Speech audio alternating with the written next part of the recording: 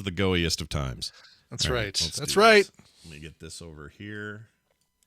Put this right here. People, if you enjoyed the Cornish pasty last time we were in Vegas all together and Scott licked Cleo's arm, which was really weird. Yeah, I didn't like it. I didn't like it at all. But yeah. Cleo really liked it. Yeah. Then you are going to really like one of the things we're doing for Oh. TMS Vegas. Oh. I just need to confirm part of it, but yeah. All right. Get your corn and your pasties on. We're doing That's right. Pasties and corns. All right. It's time to record. Here we go, everybody. Sit back, relax, and enjoy this in 3, 2, 1. But let me tell you what really concerns me. The legacy of the leprechauns. These little people are little demons, minions of Lucifer. When people come to me for an encounter, whether it's virtual or in person, I always look to see if they have Irish somewhere in their heritage. If you want to wear green, that's all right, but beware the leprechauns. Why are you standing weird? Stand normal. Oh. Hold on a second. That's the wrong. Let me play that over again. Let's fix that. Okay, here we go. Okay.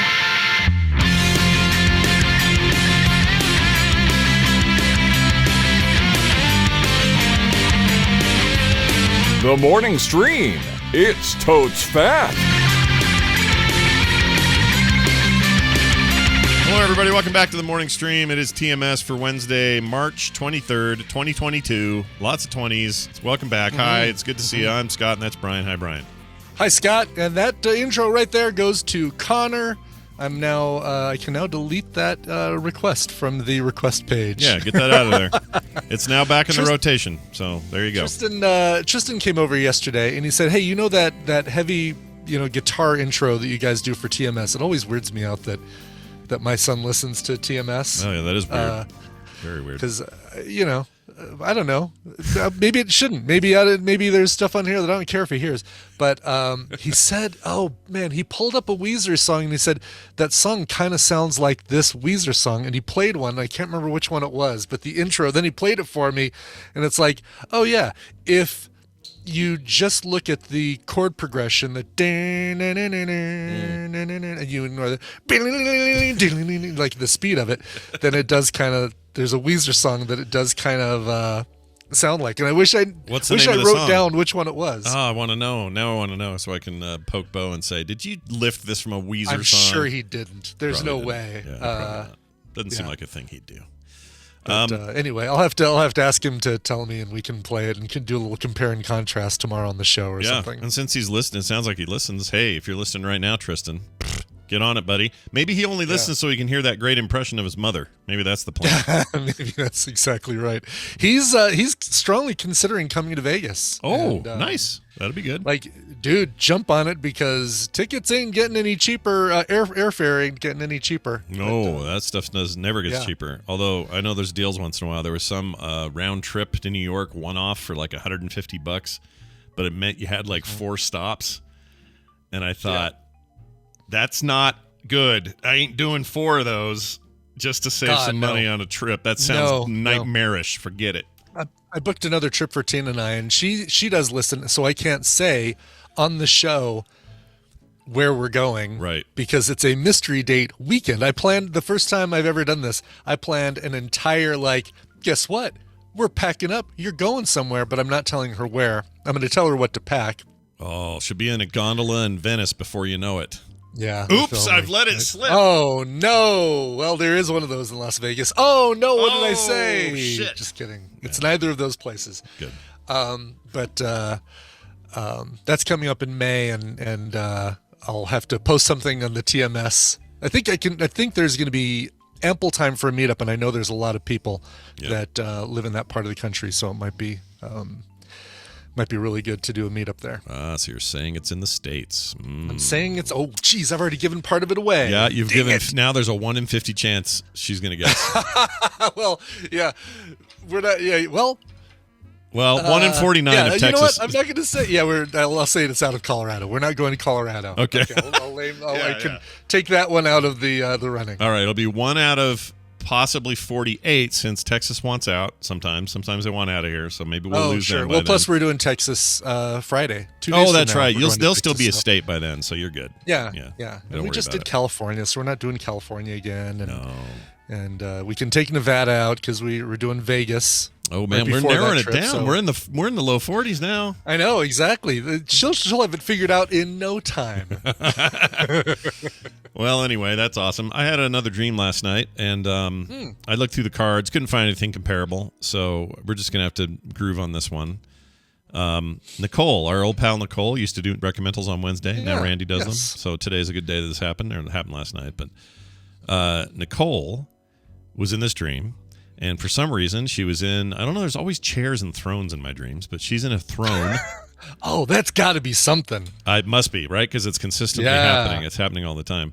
But she's in this throne, like a throne room, and it's a weird setup where there's a door on the left and a door on the right, and people are just filing in and then filing out after they pass the throne. Or at least that's what I thought at the beginning of the dream. It just seemed like they maybe were walking through to give the queen her quick whatever penance or whatever, and then out the other door. Right, I don't know what. Right, yeah. But all the people in this line were me and you and Tom and Jury and everybody in our circles.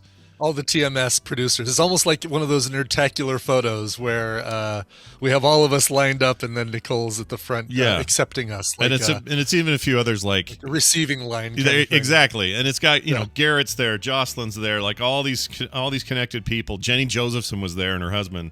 Okay. All in this dream, lining up to do this. And what I thought was just come up and go, all hail the queen, and then move out the next door. What happened is you would walk up to her. She would put her hand on your shoulder with her left hand.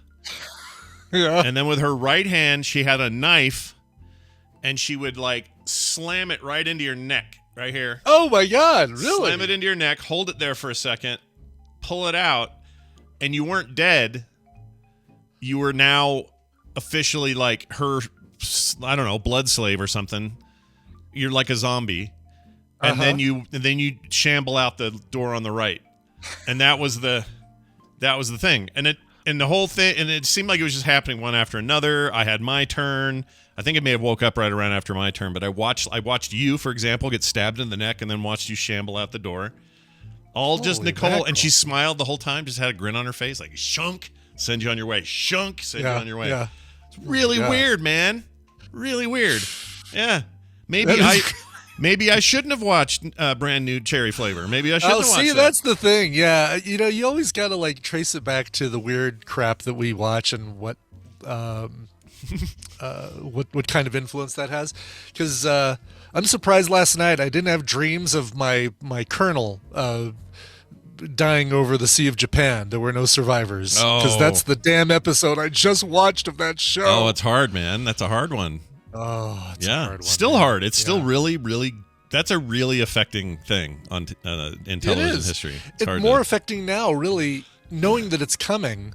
Yeah. Than it was at the time. I don't think I saw that episode live. It wasn't until like later seasons that I started watching MASH regularly on that little black and white box cube TV I had in my room. Yeah. But that whole episode, you know, you watch him talking to his wife, and you watch him going out to that Japanese bar with Trapper and Hawkeye and Radar, and you're just saying, "Oh my God, he's gonna die! He's about to die! Yeah. Oh, this sucks." It really does suck. I kind of hate that episode, but I also respect it for how affecting it is, especially for a show that was supposed to be comedic mostly.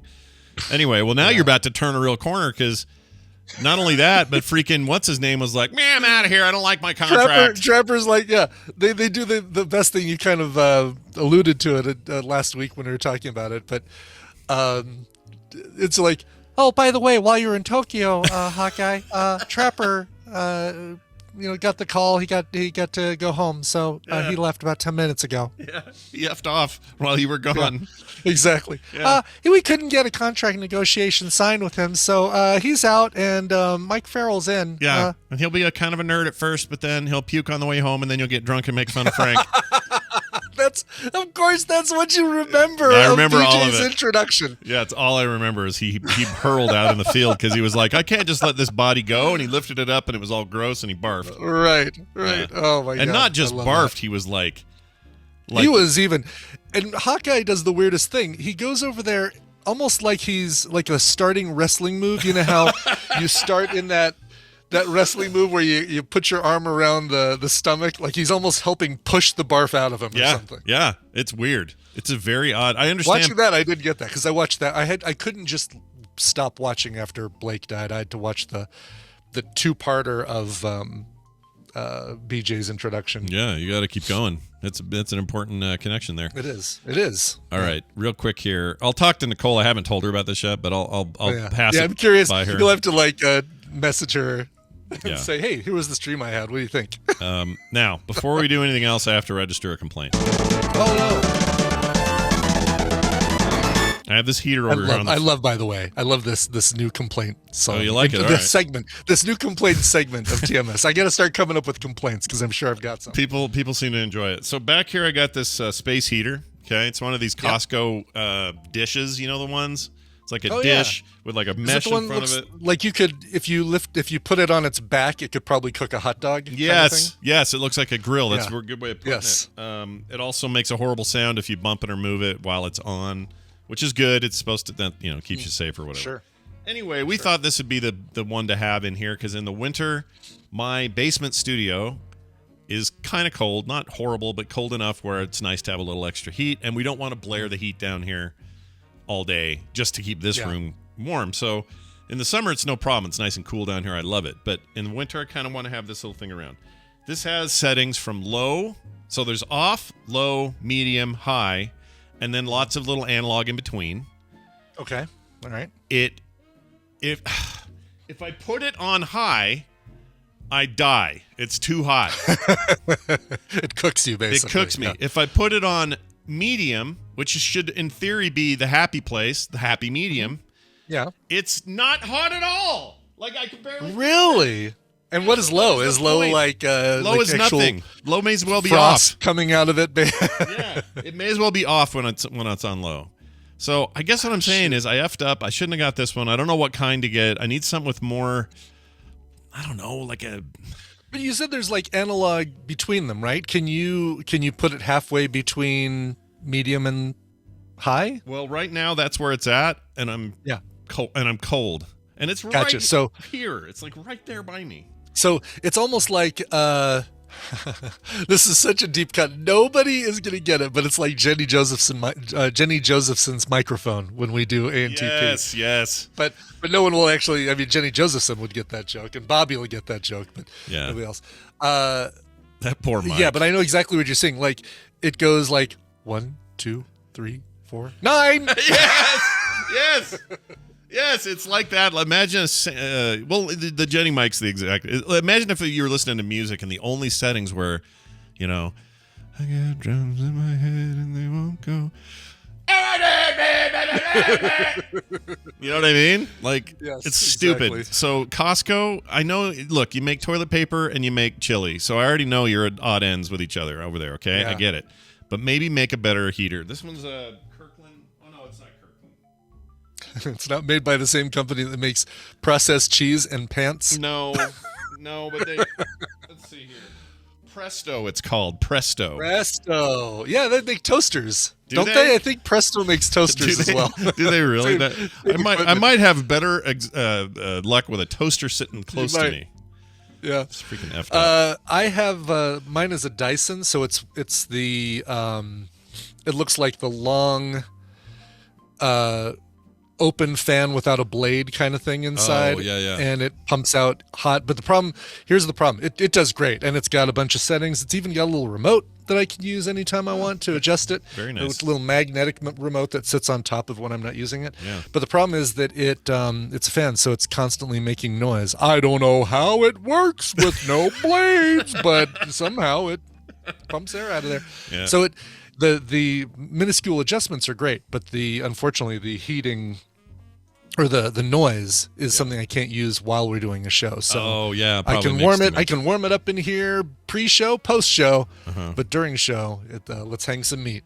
Okay, so we got a pick from the Wirecutter, who I often trust. Thank you for the link. JC Calhoun, of course, put this in here. JC Calhoun. They say that the one to get is the Whorenado VH200, best space heater available. Yeah, sure, the Whorenado. Yeah, the Whorenado. Currently $70. That looks like a major my least fan. favorite Sci-Fi Channel movie. It just was horrible with Ian Ziering and Tara Reid. It was just horrible. That's Whorenado. a really bad. Nobody wants Whorenado on their DVD See, list. that looks like it's a similar situation, right? Where it's a fan, so it's gonna be making noise. Yeah. It'll probably work as far as the heat.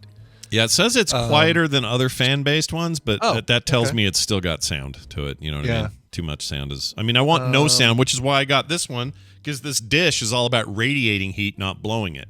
Yeah. And that's probably why this is a problem, because it's not spreading the heat. It's just, you know how a fire is when you're camping. It's like, well, if I'm in the tent or way up the street, I can see the fire, but I ain't feeling it. You get up close to the fire and like, oh, okay, here we go. And if I got up close to that, sure, I would feel it, but I don't know. Did you see that one that's a little ways down? It's another Whorenado. It's the OSCTH1. Oh, yeah. It looks like I see that it. thing that everybody was touching on the album cover Presents by Led Zeppelin. Oh, my gosh, you're right. Look at that thing. That's actually kind of cool looking. It is really cool looking, yeah. Obelisk shaped. Yeah. Let's With see a little twisty. Oh, it oscillates. That's cool. Yeah. I wish it oscillated in the shape. Do you know what I'm saying? Like, I want that to be a flexible rubber, like. Oh, like the bass stays and it goes. Yeah. Like a little CGI stick. That'd be cool. Yeah. Yeah, Well, like anyway. it belonged on Matthew McConaughey's ship in that movie where. Hold on.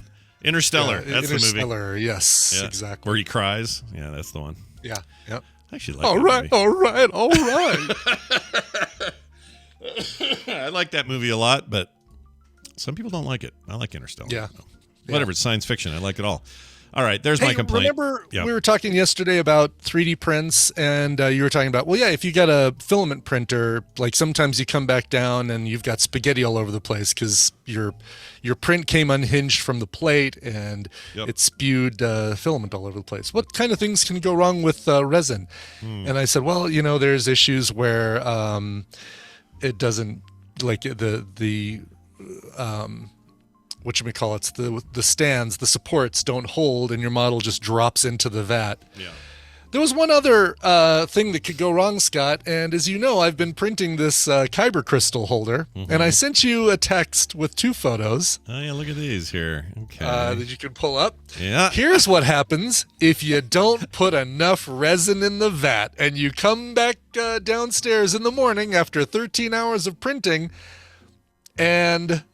How would you know that it wasn't enough? Like, is it that supposed to be an obvious thing, or like how did you know that it wasn't enough resin for what you were doing? Oh, because the resin vat was completely empty when I okay, that came makes downstairs. But I mean, I guess sorry. Let me reverse the question. Are you? Yeah. Would you know what volume to use with a piece like this, or is that just a No. guess? You just guess? It's a guess. It's an educated guess. And the problem is that when I did a couple test prints where I just printed a portion of it so that I could put the light through it and see if it fits and if it sends enough light and if the holes were big enough to hold the crystals and all that. And I didn't refill the vat after doing those prints. And what I need to do also is maybe about 3/4 of the way through, check, make sure there's enough goo in there, maybe even halfway through, check and see if there's enough goo. So yeah, the reason it looks all jagged is, which is really cool when you think about it.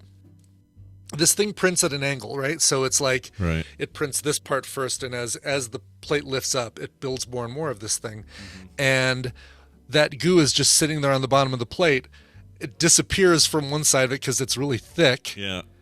And then as it comes up, it's like, all right, I've used up all the goo here. There's still some goo here, so we'll just keep printing on that side. Stephanie asks a very good question. Why do you print at an angle instead of flat? With resin prints, you don't want to print like a flat surface because the weight of that flat surface carrying more goo up will act as like a weight that could pull your model off the supports. That makes total sense to me. You So, distribute plus, you this distribute thing the is- weight weight or the physics of the weight by moving this is a really sharp angle, though. I'm surprised how sharp it is. It's a very sharp angle. The other reason for that with this specific model is that it's a big print and it's wider than my plate. This thing is 200 millimeters long, and the length of my plate is like 180 or something. Yeah. So I've got to rotate it, but as you rotate it, you've got think of it like a candy bar. As you rotate it, now the corners jut out past that space, so you have to move it up a little bit more. I see. Yeah. So Do you just toss this in and melt it down again, or is it unsalvageable? No, it's done deal.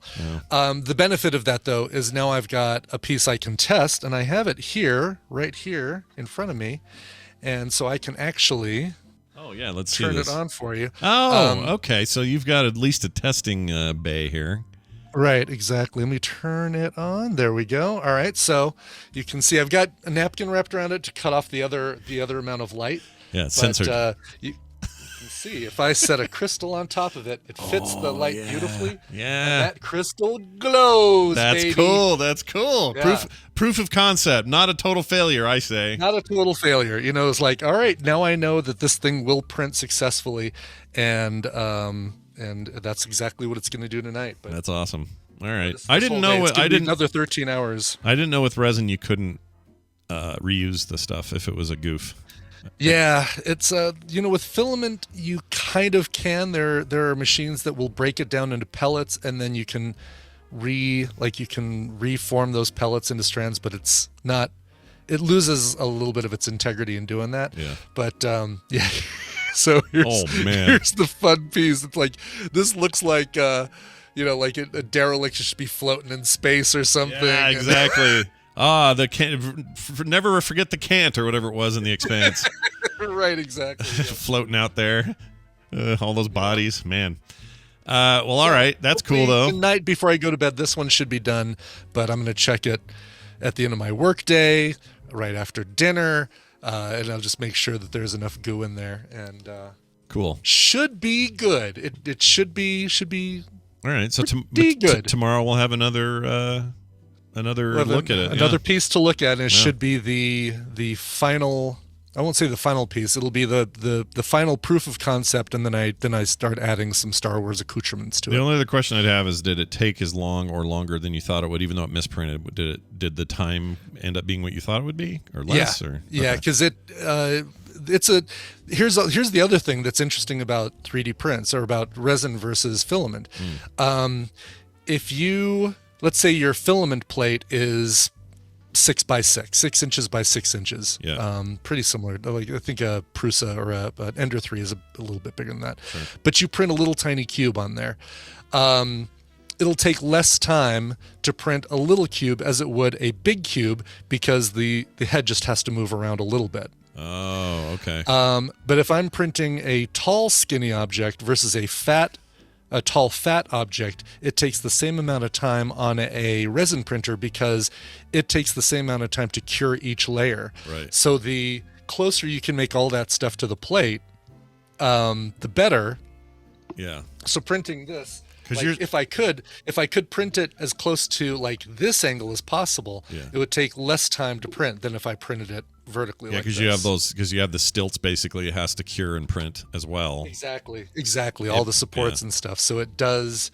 It takes the same amount, because it has to do. This is layer 1, and I'm curing whatever size of the thing it is. Then I'm going up to layer 2. Yeah. So. Well, let us know when you start your sex toy business. I'm looking forward to it. We'll do. Yeah, exactly. You'll watch that. You'll watch the Yeah.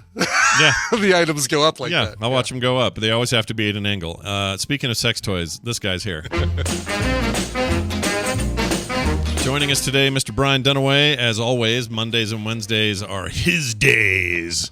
They're Brian, my days. that's right. Hi, Scott and Brian. Oh, hi. So good to have you back. How are you? How you feeling? Hi, Brian. Oh, it's good. It's good. It's like I just talked to Scott just a scant 12 hours ago. Yeah, and we were saying on that episode that it felt like it'd been too long since we talked. And now it feels No, too this is soon. too short. Yeah, it's too I soon. need now. I need the baby bears just right porridge. No kidding. What is that distance? Like 3 days between talking to Scott? Let's see. What is the longest you go Good without question. talking to me? I think it Oh is my 3 God. days. I mean, What's if- the if I ideal? went- What's the? Oh, what's is there the, is there an ideal? I don't want to know what that is. That makes me nervous. event horizon? Well, I think what Brian is saying is 5 days is too long. 1 day is Right. too short. What's Oh, I see. what's Yeah, the What's ideal? the ideal? Yeah. I can't think of a single time since 2005 that me and Scott haven't talked at least once a week. Oh, easily. I more- don't think we've ever had a 2 week weeks go would be by. tops. 2 weeks if you're lucky, but I can't think of one. I think it's I can't been think of every week. anything. Yeah. And with Ibit here since easily 08, probably Right. same thing, Yeah. and even more compounded because it's every damn day, pretty much. Just about. I mean, obviously, day. when I was gone in Ireland for 10 days, we Yeah. didn't talk. But Oh, that's true. Yeah, once in a while, escape happens, but a trip. The point, Exactly. the point is Sometimes the spaceship gets out of Jupiter's orbit for just a moment. just for a moment. so we must really like each other then. Good. Yeah, I think everybody That way. likes each other just fine, which You is guys are nice. Oh, weird, Chrome. Why are you asking to use my mic again, you big dummy? All right. Hey, we got a listener on the line. Let's find out who's playing with us today. Let's see who this is. Hi, who's this? Hey, it's Stephanie. Oh, well, hello, Stephanie. Hey, Stephanie. How are you? How are you feeling today? I'm doing pretty well. I've been getting up early the last few days, and I've been tuning into all the live streams. So I'm pretty Very happy. nice. Well, you're always welcome. Glad to have you here. You get to maybe win some stuff today. So, hey, Brian, why don't you explain to Stephanie and the rest of us how this works?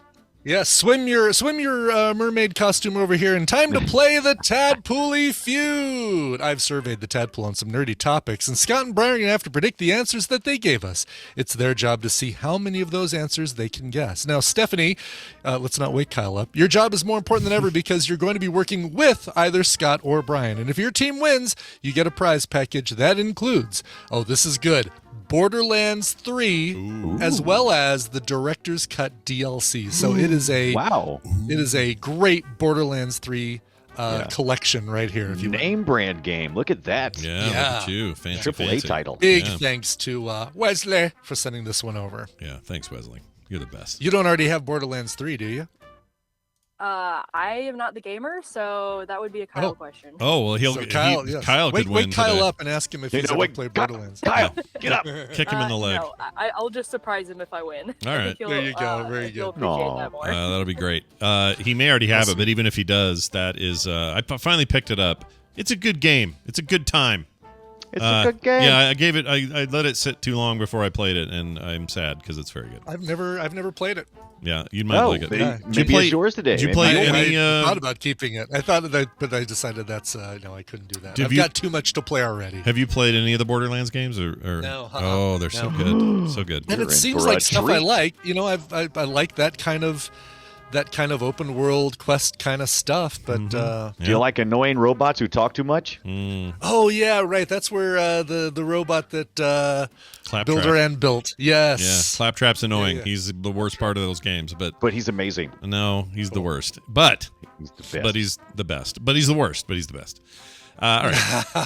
Well, this sounds good. I think Kyle will be very All right. happy with these wins.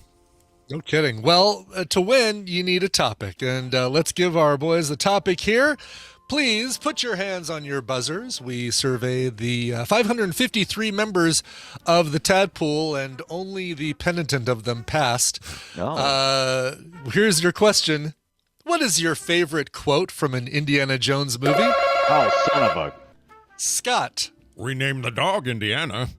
All right. Show me. We named the dog Indiana. That's my favorite one. Number 2. That is number 2. One answer will beat it. Brian, do you have... Throw me the idol. I'll throw you the whip. All right. It's the Dr. Octopus saying that one right there. Yeah. Throw me the idol, I'll throw you the whip. Oh, man. I almost spit it's- my coffee out. I was like I know. 100%. Who doesn't have that?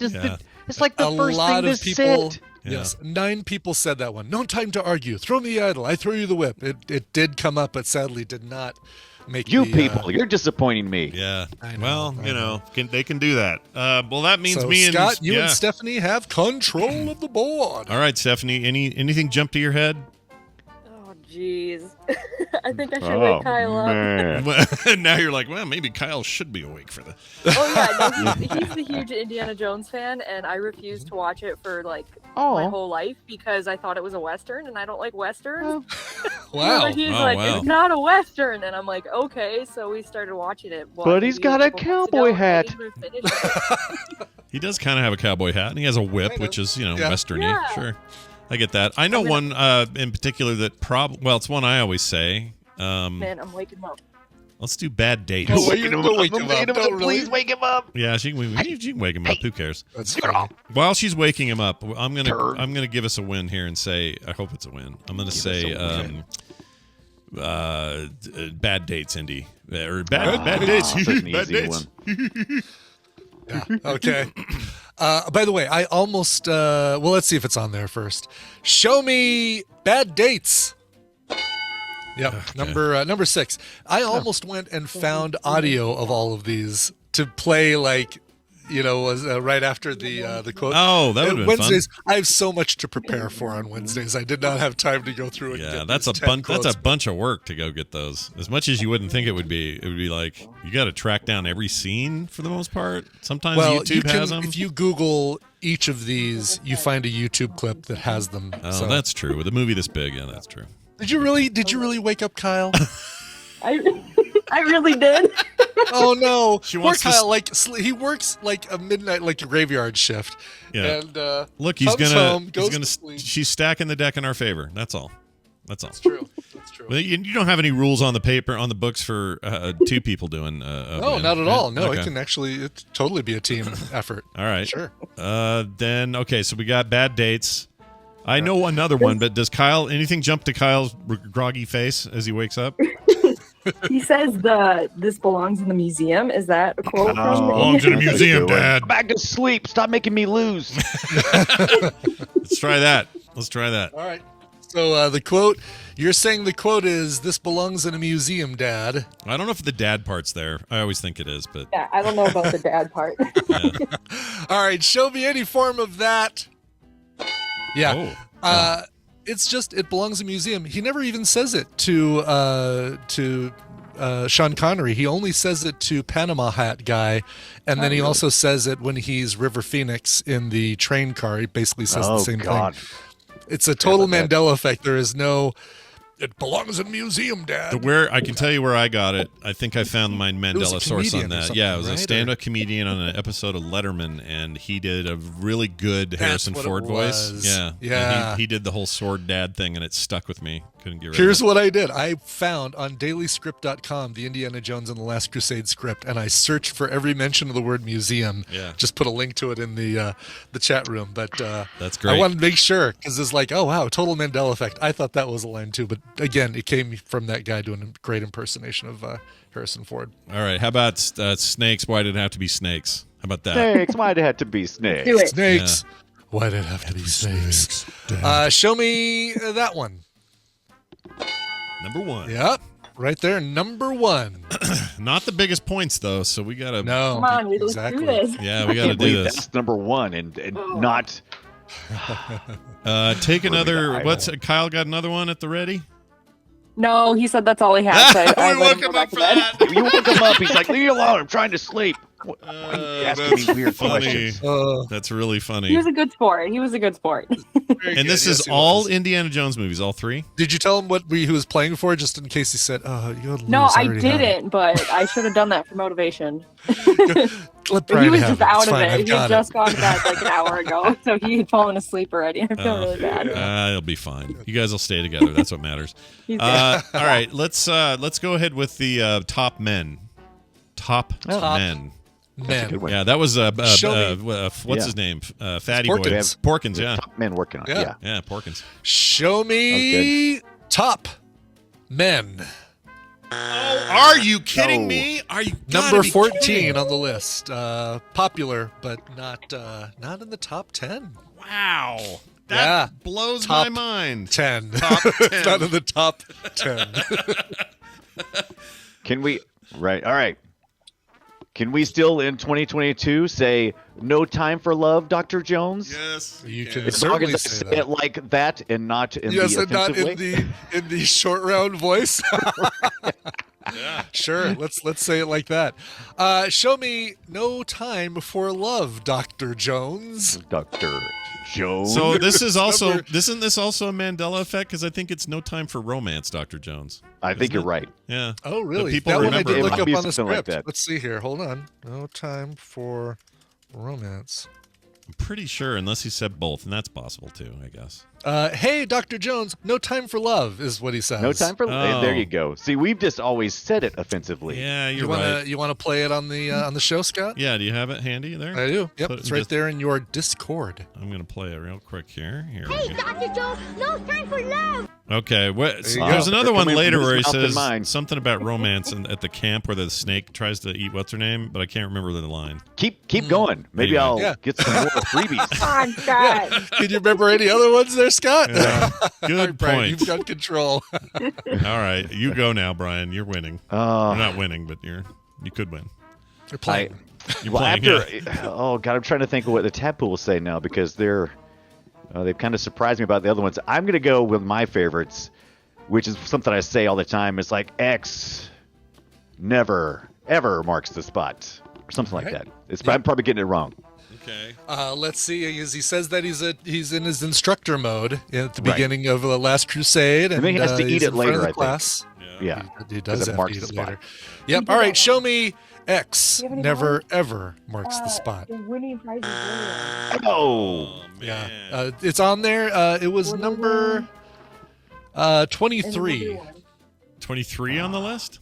23, yeah, on Okay. the list. All right. Because then it does come back to bite him in the ass when he's inside the yeah, because the it marks it. thing in Venice, because X Yeah. does mark the spot. Does mark the spot, and that's the reason why I remember it. I can't believe it. It's There's such a bunch of others great too. Yeah. This, by the way, doing this TMS feud totally makes me want to go watch all the first three movies Yeah. again. Yeah. So wow, yeah, did I forget just that not, fourth. Fourth doesn't exist. Did I get something different from these movies than the Tadpole? Because I feel like I'm not Yes. getting any of them. The answer is yes, you did. You got Well, very maybe different things. maybe when you see these other answers, you'll say, "Oh yeah, I forgot about how much I love that line." Okay. Yeah. Okay. All right, now I'm gonna do a bit of a wide spray here with this one. Oh, okay. Well, you gonna give me 8 minutes of dialogue from the movie and No, hope no, no, that no. something's in there? No, this one's just Can gonna I be. intervene with something funny quick? Yeah, go ahead. Kyle just got out of his room to give me another one. Oh, he did. Oh, really? I Okay.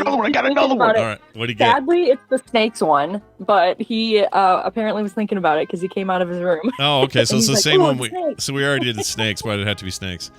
Yeah. That's too bad. I But feel I just bad. think it's funny that he came back out to help me. I feel like we need to bake him a cake or something. You know, just something to. Yeah, yeah. Maybe I'll give him. I'll help him out later. All right, you're Or the. That'd be good. All right, I'm gonna say I like the idea of enough people going Kalima. So I'm gonna do that. Kalima. Chuck T Day. Great quote. Kalima, show me Kalima. Damn it. I have to Really? really search because you guys pick silly names for your thing. So it's like, which button am I Two-way. pressing for a strike? Kalima was number 17 on the Okay. list. All right, I love that guy. Back to you, Brian. I'm trying to figure out what. I'm just gonna go with the things I like. I'm gonna go with the things I like. I don't care what you like, Tadpole. Sure. I like when Germany has declared war on the Jones boys. Oh yeah. Okay. All right. Oh, I don't like how you said, "Oh yeah, okay, never mind." I'm backing out of that one. Like that suddenly Too late. shocked you. Too like late. You took your hands off of the bishop. You basically now have to play it. All right. Show me Germany has now declared war on the Jones boys. Yeah. Nobody said that. I don't even think anybody in the movie said that. Said that. Yes, they did. What's his face? I know they did. Yes. Someone in the third one, which is just, Yes, by the it way, was, I was just reminded of the perfect one in the third one, and I think I'm going to get it. So this might be our win here when I do this. I don't know. okay. All right. You ready? Wow, You ready for interesting. this? Yeah. Ready. You have chosen poorly. That's a good one. Yeah. Yes. Okay. Show me you have chosen poorly. Man. He never actually says it because by the time that guy is chosen poorly, he's already dead. So he says he chose poorly. Oh, right. Because earlier he said you have chosen wisely. Yes, exactly. Which is why I made that comic about Wesley Crusher. Yeah, Yep. I'm forgetting the lore here. Okay, all right, so we get it. Oh man, look at this. This and scores... when you had the top men thing, you have chosen portly. Portly. Porky. All right, excellent. Oh man, Stephanie, he didn't come out again, did he? And say another awesome one. Are we allowed to read the chat? I don't remember the rules. No chat. We can't read the chat. If Kyle emerges from his room 3 times, we get 6 more weeks of winter, I think. Yeah, that's right. You know I'm cheating. yeah, no, it's all good. Let's see. Let me scour the... Oh, only the penitent man shall pass. Man, that's exactly what I was going to... Yeah, the penitent man. Yeah. All right. Show me only the penitent man shall pass. Are you kidding me? I said that in the very beginning as kind of like a little joke about how many people passed on answering this one, thinking that, this way they'll hear me say that and they won't choose that one. Oh, I didn't get it at all. Didn't even come close to getting it. That one, by the way, was so low on the list. Not super low. 15. Oh, man. Did not make the top 10. That should have been in the top 10. Some of these ones that we've said there's been X's, every one of them, is at the top of my list. It's just the fact that this movie has so many great quotes. That's the problem. Right. Listen, Brian, if you get any of these on the board, it pushes you past. Oh no, take that back. He's at 17 now. So you need 2 more, right? 2 more. Yeah, any 2 would do it, or either of the 2 big ones. Yeah. Well, I think that one ties. Right? Oh, it ties? Oh. So 10 wins it for you, 8 ties, and then otherwise you need 2. Do you know how many times I've watched the original Indiana Jones? Yeah. The beginning, just the beginning. I had this on Laserdisc, and I always put it in because the audio is freaking fantastic. So whenever I was testing any of my audio equipment, I always put in that first bit, and I just remember almost like all the dialogue from there, and it really means something to me. When he's running and Jock, start the engine, and I still do that sometimes when I'm riding with somebody and get in the car. Yeah, Jacques, the original chick in the bucket, as far as I'm concerned. That dude just disappears. Right, I know. And we're done. You think we could have gotten? There was so many old favorites coming back in the 4th movie. You'd think that we could have gotten Jock, right? Yeah, exactly, and his snake. Yeah, and he goes, "That's just my pet snake, Reggie." Right? Doesn't he say that? I think he's Reggie. Yeah, I think so. All right. So your quote you're saying, Brian, is either that or when they're shooting the dark thing. That's not really a quote as much as something that sounds really cool on my stereo equipment. Do you remember the sound? The guy, the French guy goes or whatever. He makes that weird. Right. To get them to go after, stand up and go after him. Yeah. Right. With his thumb. I'm the same as you, dude. The first sequence in that movie is burned into my head. It's just burned in there. Yeah. Anyway. Yeah, it's like, we didn't know what we were getting into when we were like, all right, the Raiders lost. It's not Han Solo, man. Yeah. He's like some old dude, and then we get that first sequence. We're like, oh my god, please make this a 14-hour movie. Yeah, But then stop at 3 and never make a 4th. That's what we should say. Right. Yes. Anyway. Well, and now we're getting a 5th.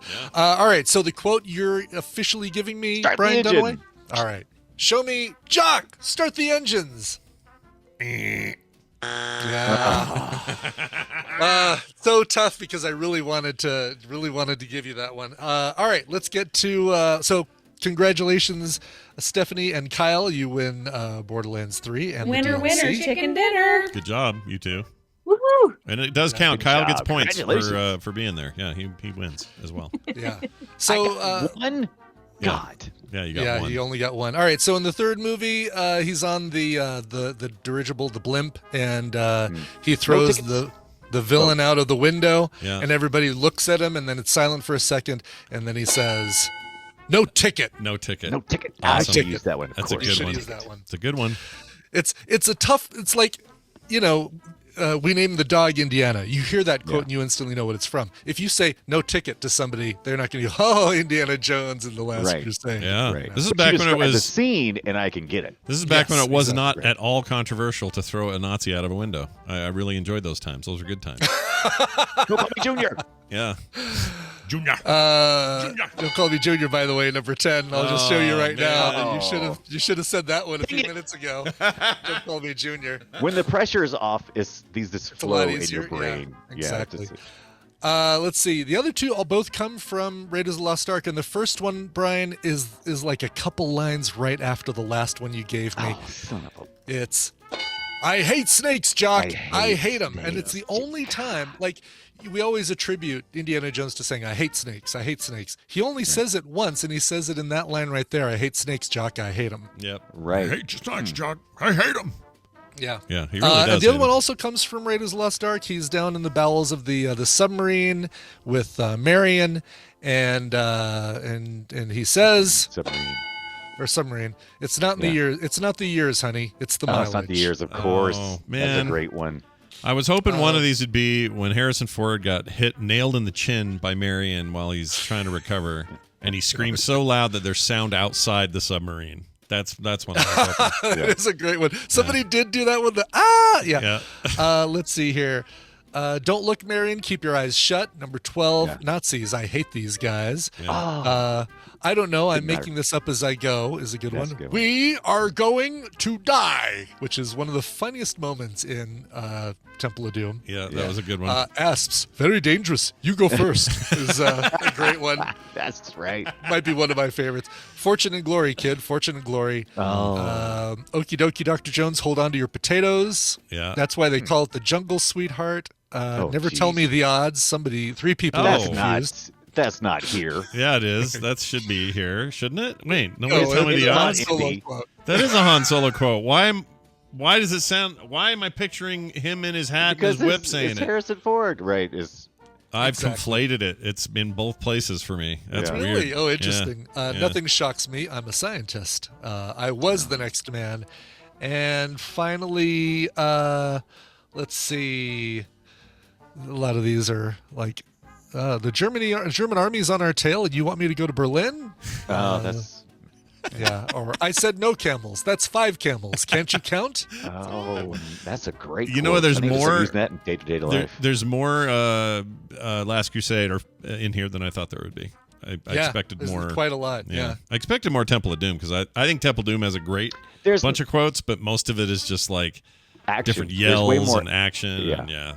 I mean, it's like the Temple of Doom quotes seem to center around the Willie Scott Indiana Jones relationship, right? You'll never have better, and says, I don't know. I'm I'm a scientist. I've seen all before. But nobody said, chilled monkey brains, or bring back the stones. Yeah, nobody did either of those. Or why did it have to be giant ants? Yeah. Why did it have to be giant ants? Right, giant ants. Or thank you, refrigerator. Yeah, that's a good one. For saving my life. Yeah, that's a good one. Hilarious. Claire Gack in the chat says, I'm so sad there were nothing from Crystal Skull. No, you're not. Don't even pretend that's you why are. I said giant ants. Like seriously, can you remember any quotes from Crystal Skull? I was trying to pull some out, and I know there was a couple of things. No, I bet you can't. I bet you can't name one. No, there's not. There's nothing. I've a bad movie. Seen that one. In my defense, I've only seen that one like 2, maybe 2.5 times. As the other ones I've seen millions. Yeah. And you're like everyone else. No one cares. That movie sucks. It's bad. This shouldn't exist. In fact, as far as I'm concerned, it doesn't exist. All right, let's see what 5 does. I won't hold my breath, but I think maybe they've spent. Rublex does. No. I think that was from Transformers, not from. Actually, I think it's from half of his work has him doing that, but it's not. Yeah. One of them is not that Indiana Jones movie, unfortunately. But in everything else Shia LaBeouf does, he says no a lot. So there you go. All right, Stephanie, congratulations. You just brought a knife to a gunfight. That is okay. That is one from Crystal Skull, but it just harkens back to that great scene in Raiders of the Lost Ark when he shoots that guy with. Yeah. Plus, it's an old phrase. Show don't tell. Plus, it's an old phrase. The whole gun to a knife fight thing. Yes, knife to a gunfight. Yeah. Yep. So whatever. 4. So you don't bad exist. Dates. It's been around forever. Yeah, bad dates. Yeah. Bad dates. Congratulations. Well done. All you got to do is send Brian an email, coverville@gmail.com. He'll send you those codes, and Kyle will be in Fat City. But I hope he has a nice non-fitful rest tonight. Hope he gets some sleep. I won't interrupt him and let him know we won. I'll just wait the 6 hours. Well done. There's no way he can go back to sleep now, though. He's. Oh no, now he's up. Through. Either that he's going to sleep and all he's doing is dreaming Indiana Jones now. Exactly. Yeah. He'll just wake up going, "Can we watch a movie?"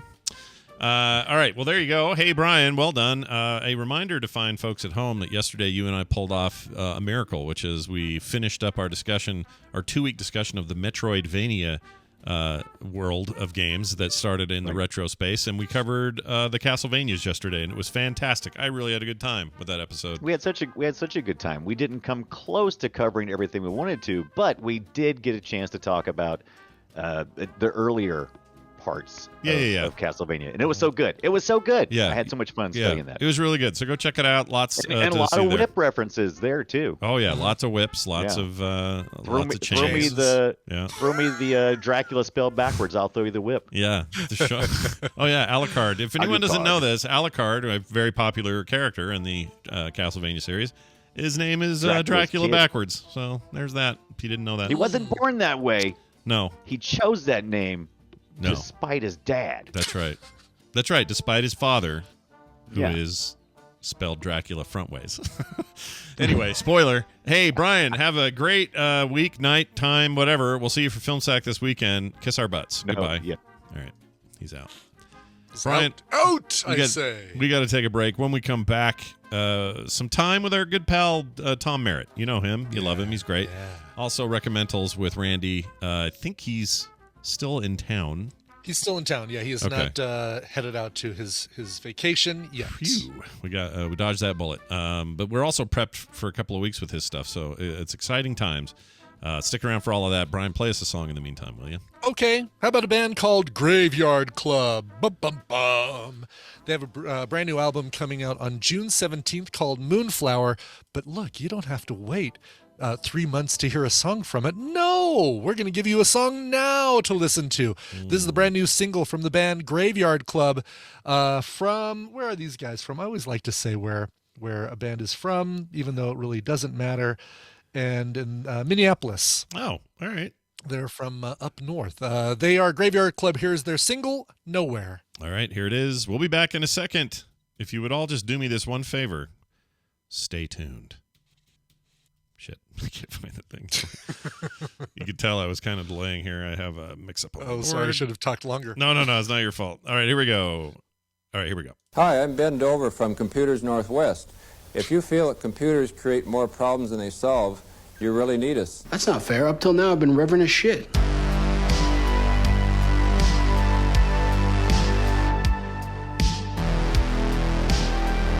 The Morning Stream. They mostly come in the morning. Mostly.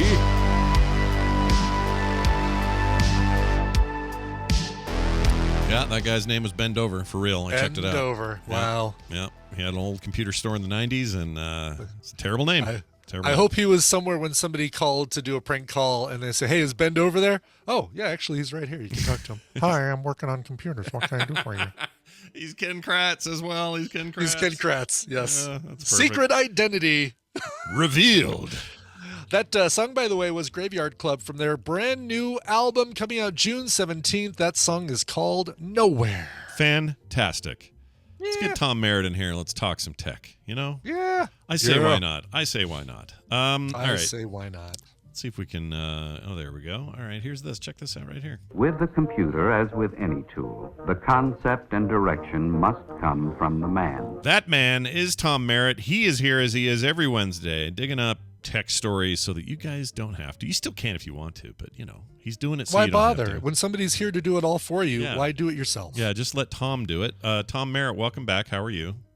Yeah, I'm like Greyhound. Yes. You are like out Greyhound. those, or are you just running around a track chasing a stuffed animal rabbit? Yes, I'm like a Greyhound. Please free me This is a horrible life. I thought you were a long, dirty, sweaty ride in a bus. That's what I thought. Yeah. Go Greyhound and leave the long, dirty, sweaty riding to you. Yeah, that's right. That's right. Exactly, right. yes. It's good to have you here. I see you got your St. Louis hat on. It's always nice to see you repping for your teams.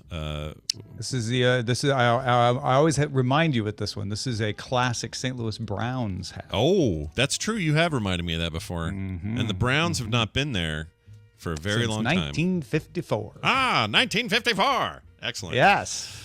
Well, it's good to have you here. I assume, tech stuff's always flowing. So what's happening today? What are you prepping? Yeah, there's a big a big hack story out there that you might have come across. There's a malicious group running around releasing stuff that they have stolen or acquired here and there.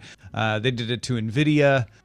They did it to Samsung, and their most recent targets are Microsoft and Okta. With Microsoft, it looks like they got access to one person's account and downloaded some source code, and Microsoft's like, I mean, we don't love that, but it's not a security risk, so whatever. Yeah, sure. There's a company called Okta, though, that raised some eyebrows. Okta, OKTA, does identity authentication for lots of companies, thousands of companies, big companies, companies like FedEx and folks like that, Siemens. Yeah. And so there was a little worry about, well, what'd you get there? Because if you got into the identities of these companies, then you can get into the companies.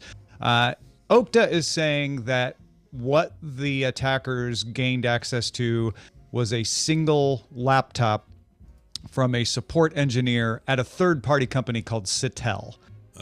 So they got into one support engineer's laptop. That support engineer had lists of Jira tickets and some very limited customer information and could reset passwords and tokens, but didn't have access to the actual passwords and tokens, just the ability to reset them. So the Okta says it's no more than 366 customers out of their 15,000 customers that could have possibly been affected.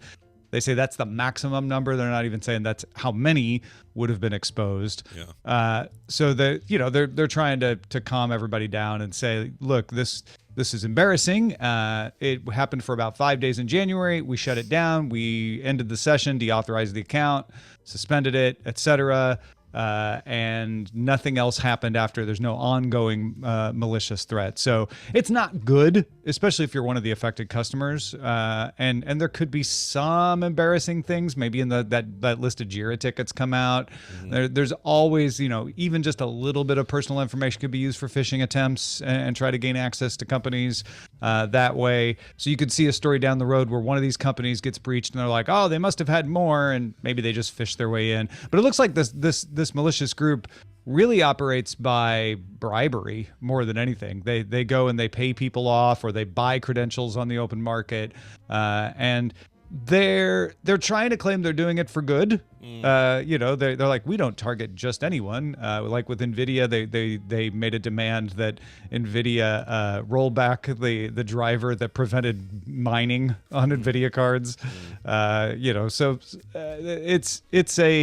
it's a murky situation at best. But in the Okta situation, it at first sounded like it could be very bad, and it seems like it's pretty limited. So these guys fit squarely in the gray hat zone of hackers. That's a real dark gray, if it's gray at all. Yeah. Okay. So a nice dark opaque yeah. gray. Okay. A slate hat. Slate gray hat hackers. So do they have a name? I'm just curious. Do they name themselves? I don't like something? to say their name. Okay, let's not say their name then. Yeah. Mm-hmm. I look, I'll admit to having a bit of an ear for cool hacker names, but you're not wrong in that spreading that around is probably. If you want to find their name, it's perfectly easy. Go look for an Okta story. Everybody's saying their name. Yeah, I'll go find it. They like that though, don't they? They like it when people say their names. Yeah, that's part of the kick of doing this. Trust me, is to get your name out there, whether you're white, gray, or black hat. Or slate. Yeah, or slate hat. Whatever hat you wear, let us know. Anyway, well, this is interesting stuff, as always. These kind of groups, are they, I assume someone's going after them, and they, like the FBI or the CIA or some other international, group or whatever, or a crime-fighting unit probably has these guys on their radar, right? They're gonna. Yeah, they are eminently catchable. Yeah. It's only a matter of priority and will. Yeah. If you remember the pipeline that got broken down, those folks got targeted and they got found. Now, some of them were in situations where they couldn't be arrested or anything like that because they were overseas. But it is not hard to find. Shouldn't say it's not hard. It actually takes a lot of work. It's not impossible to find these people and uncover them. The question is, do the agencies want to prioritize the amount of work it takes? Is it worth their time, et cetera? But really, what you can do to combat them is companies can just really work on hardening their security. One good thing about the Okta situation, we don't know how they got into the laptop. Okta isn't saying even if they know, but Okta had good policies like the support engineers don't have access to your passwords, for instance, and are limited. They've gated off so that if one account gets compromised, it doesn't compromise the entire network and stuff like that. So those kinds of security things worked.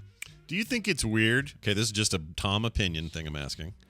Yeah. Do you think it's weird that I get a strange sense of satisfaction whenever I get emails that say, or not even emails, like in my sometimes emails, I guess, but sometimes it's my app, my authentication apps and stuff for my two-factor stuff. I'll get notification that someone's trying to get in there. Like, oh, did you not request this? But it seems like you did. And it certainly sites that don't have, like, all they've got is text-based or email-based because they don't have a proper authentication to 2FA yet. Those will come in the form of an email, and they're like, well, if this wasn't you, just ignore it, sort of thing. I don't know if I'm supposed to feel good about that, but I kind of do because to me it looks like somebody trying to get in and they can't, and I kind of like that they can't because I'm not stupid. You know what I mean? Right. I like that feeling. No, is that how we're supposed to feel, or should I be nervous every time that happens? I don't know how to feel. I mean, a little of both is what I feel. I always feel like, ooh, I don't like that. Yeah. But I would also feel good that it was caught, right? Because you feel worse, as you know, if they're not. So, yeah. I just see it and go, yeah, keep trying, buddy. And then I'm like, no, you don't want to feel that don't way. keep trying. Yeah, I think keep trying might be not the thing that I would think. Sure. Yeah. Yeah, it's a weird thing I've noticed this week. But yeah, I think it's fair to feel like, oh, good, that worked. Yeah. And if you can, and a reminder to people out there, if you use services that have 2FA or even more than 2 factors, get that in there and get it going. And if you have stuff where they don't offer it yet, encourage them to and keep bugging them about it, but also at the very least do the text-based stuff or the email-based stuff or whatever layers you can do, and then have crazy passwords. Do the most secure one they have. Yeah, whatever that is. Also make your passwords kind of crazy if you can. You got a good password manager. It's a good opportunity to remind people. Don't use the same password everywhere. All that stuff. Yeah, having had my Twitter account totally taken over once, and I had text authentication stuff for that at the time. It's more now, but I remember going, okay, time to lock down my entire life. And I did. Nobody can get in. And I'm not trying to taunt anybody. Don't go, Oh, now you've made it a challenge. I don't need anybody taking that as a challenge is what I'm getting at. All right. Tom Merritt, everybody. Hey, you got anything else going on these days? Really enjoyed your last few newsletters, by the way. They've been very good. Oh, thanks, man. Yeah. I put an old college paper on Ukraine in the newsletter last Friday, if anybody wants to go look at that. The paper was written in 1991, I think, or 92.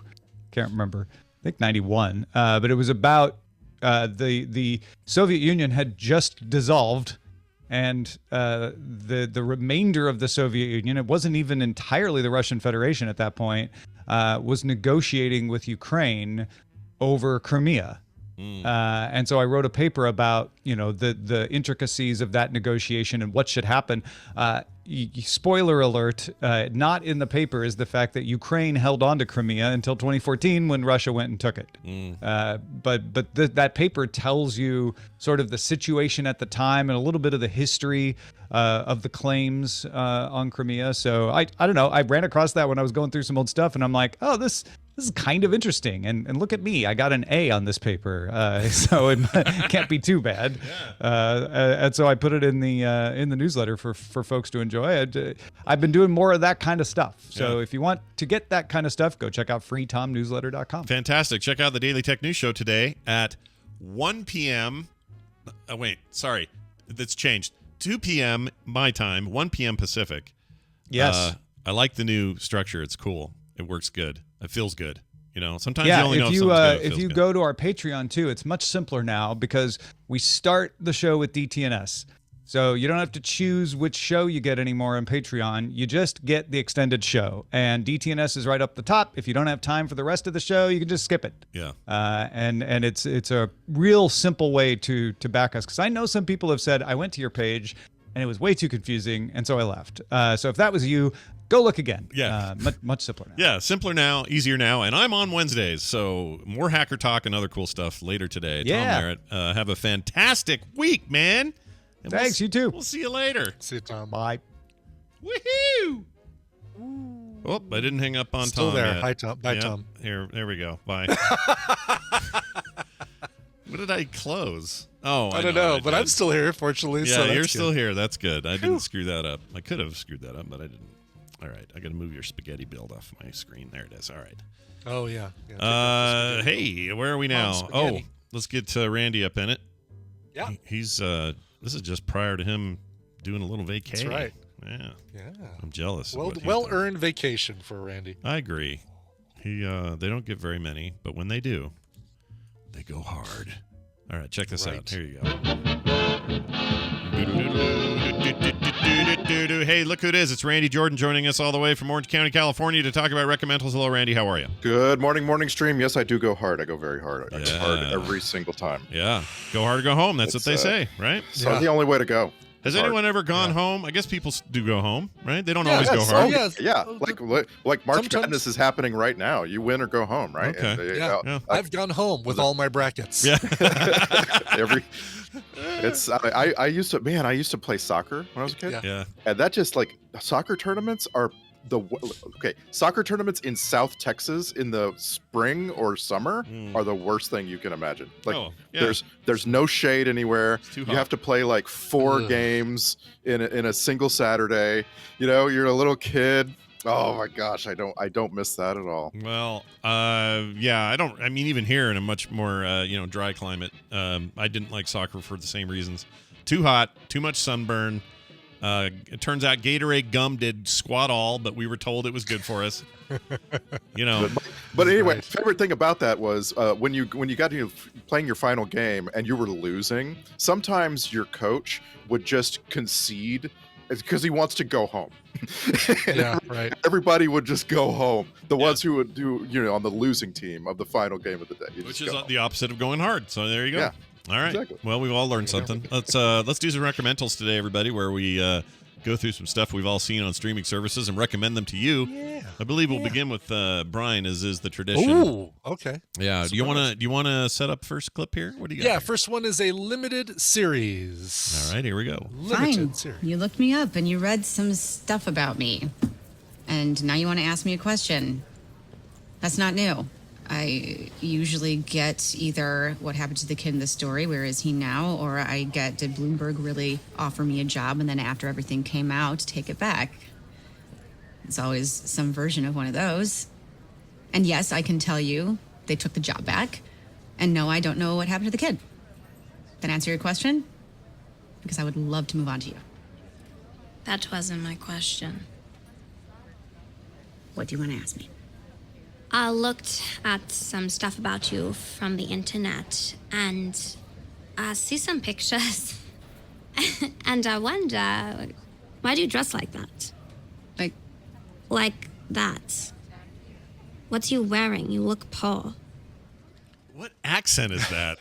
That is a fake German heiress accent. Oh my gosh. Right. That's Julia Garner from Ozark as Anna Delvey, or the quote-unquote Anna Delvey in Inventing Anna. This is a Netflix limited series about a writer for Manhattan Magazine.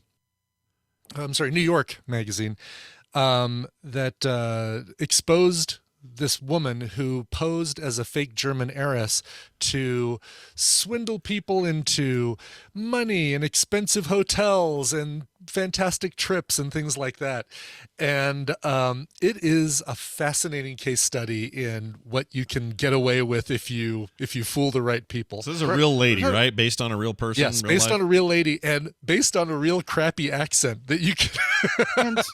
And we haven't talked about this yet. Like I really thought we talked about this. No, I don't think so. I have this like really strong memory of you or someone on a podcast talk about how you started watching. Oh, you know what? It was like, nope, this is true. Good. You're not wrong, Brian. A couple of weeks ago, we were talking about Ozark, and we talked about her and how much we liked her, and you said, "Oh yeah, I'm starting this new show, something," and then that's all we did. I think I might have, or I said I'm about to, because we binged through it in about 3 nights because it was so riveting. But the other voice you're hearing there, by the way, is Anna Chlumsky from Veep, kind of the second highest billed character under Julie Louis-Dreyfus.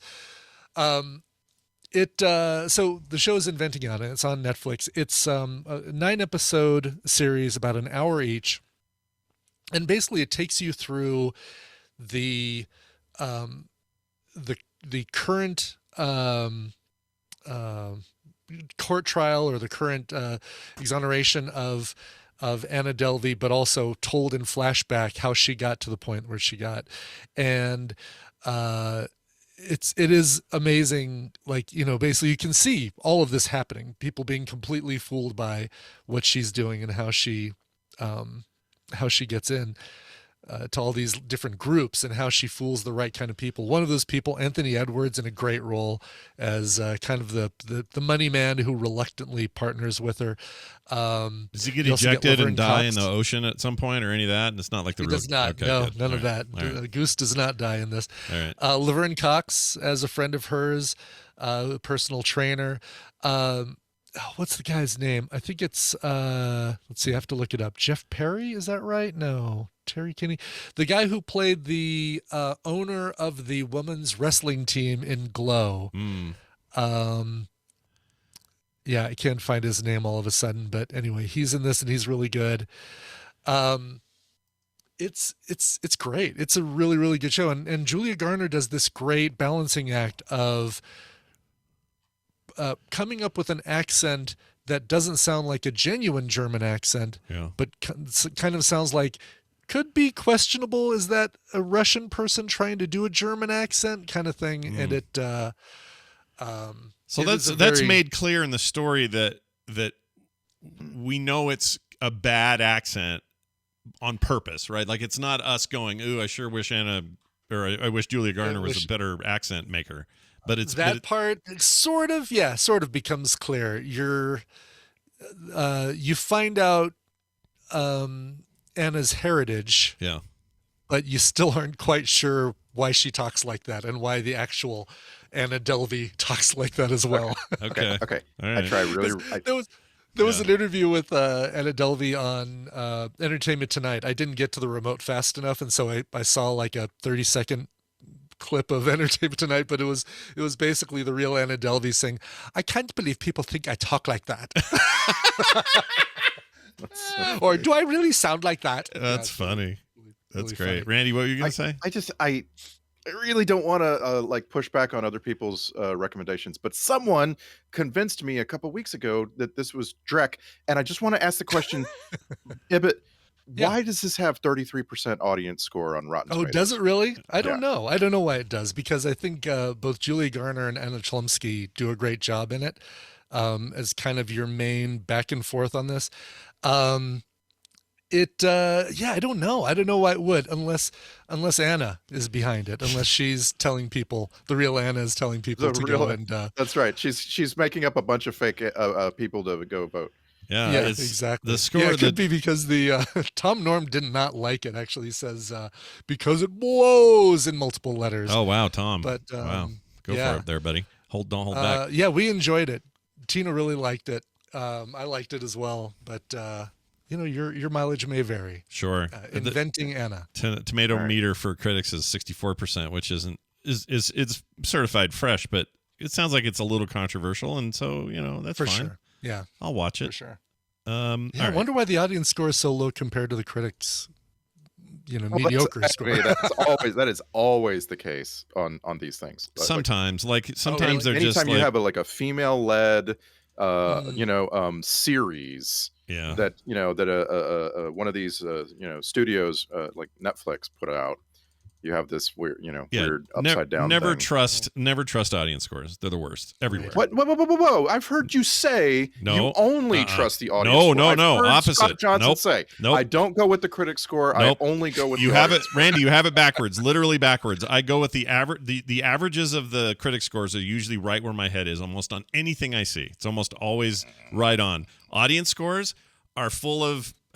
There's just no way you don't even have to see the movie to do an audience score. You can just go in there because you're pissed because the movie has a transgender character in it, and so you're like, I'm going to go in there and that could be the case too. People hating on Laverne Cox from Orange is the New Black. They might be part of it. Part of it, like that Turning Red thing from Pixar, nothing but raves and near 100% from critics. Look at what people did with Captain Marvel because of comments that Brie Larson made prior to its release. Yeah, for the rest of my life, it will be the Ghostbusters 2016. For the rest of my life, I will be like shaking my head at how audiences can review bombs. Well, they were lame. That was lame. That movie was also lame. So it was a double sandwich of lame. That was all lame. Everything about that thing was lame. But my point is, it's the flip. I trust critics more than I trust audience scores. Not because I don't trust my friend. Like if Brian says I like the thing, I'm going to put more stock in that than almost anything, or other friend, or Randy, or whoever, because I trust my friends. What I'm saying is, audience scores are full of anonymous ding dongs. There's nobody in there trying to and they all, if they have an agenda, it's like same thing with what do you call it? Steam review bombs, where people go in there and just F with games because they have a problem with who made it, the developer, or exactly. Yeah, F off. Those people can all bite a toad. I don't want anything to do with them. So I will say this: the of my two recommendals today, this is the latter, or the lesser of the two. If you're going to watch only one thing that I recommend today, the thing coming up is what I absolutely want you to devote 39 minutes of your life to. All right, here we go. We're playing it. I watch him and his team with what should appear to be a decided disadvantage beat the mess out of people every time I go watch them play over the course of the last 3 years. They were on a 42-game win streak. Do you know how many seasons it takes to accumulate a 42-game win streak?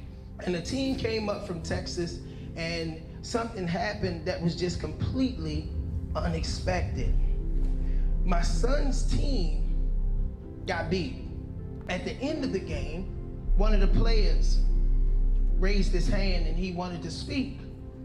His number was 23. He stood up and he said, "This loss will not define us as a team."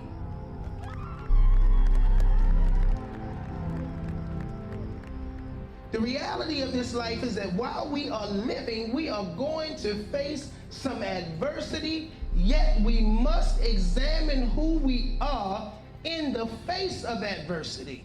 No idea, but it sounds like a documentary. Yeah, it definitely sounds like a documentary. Like sound designers everywhere are like, "Oh, you can't make that in the studio." No, right? Yes, yes. This is absolutely the documentary, and like I said, it is 39 minutes long, which is short, which is why it's nominated for an Oscar for Best Documentary Film Short.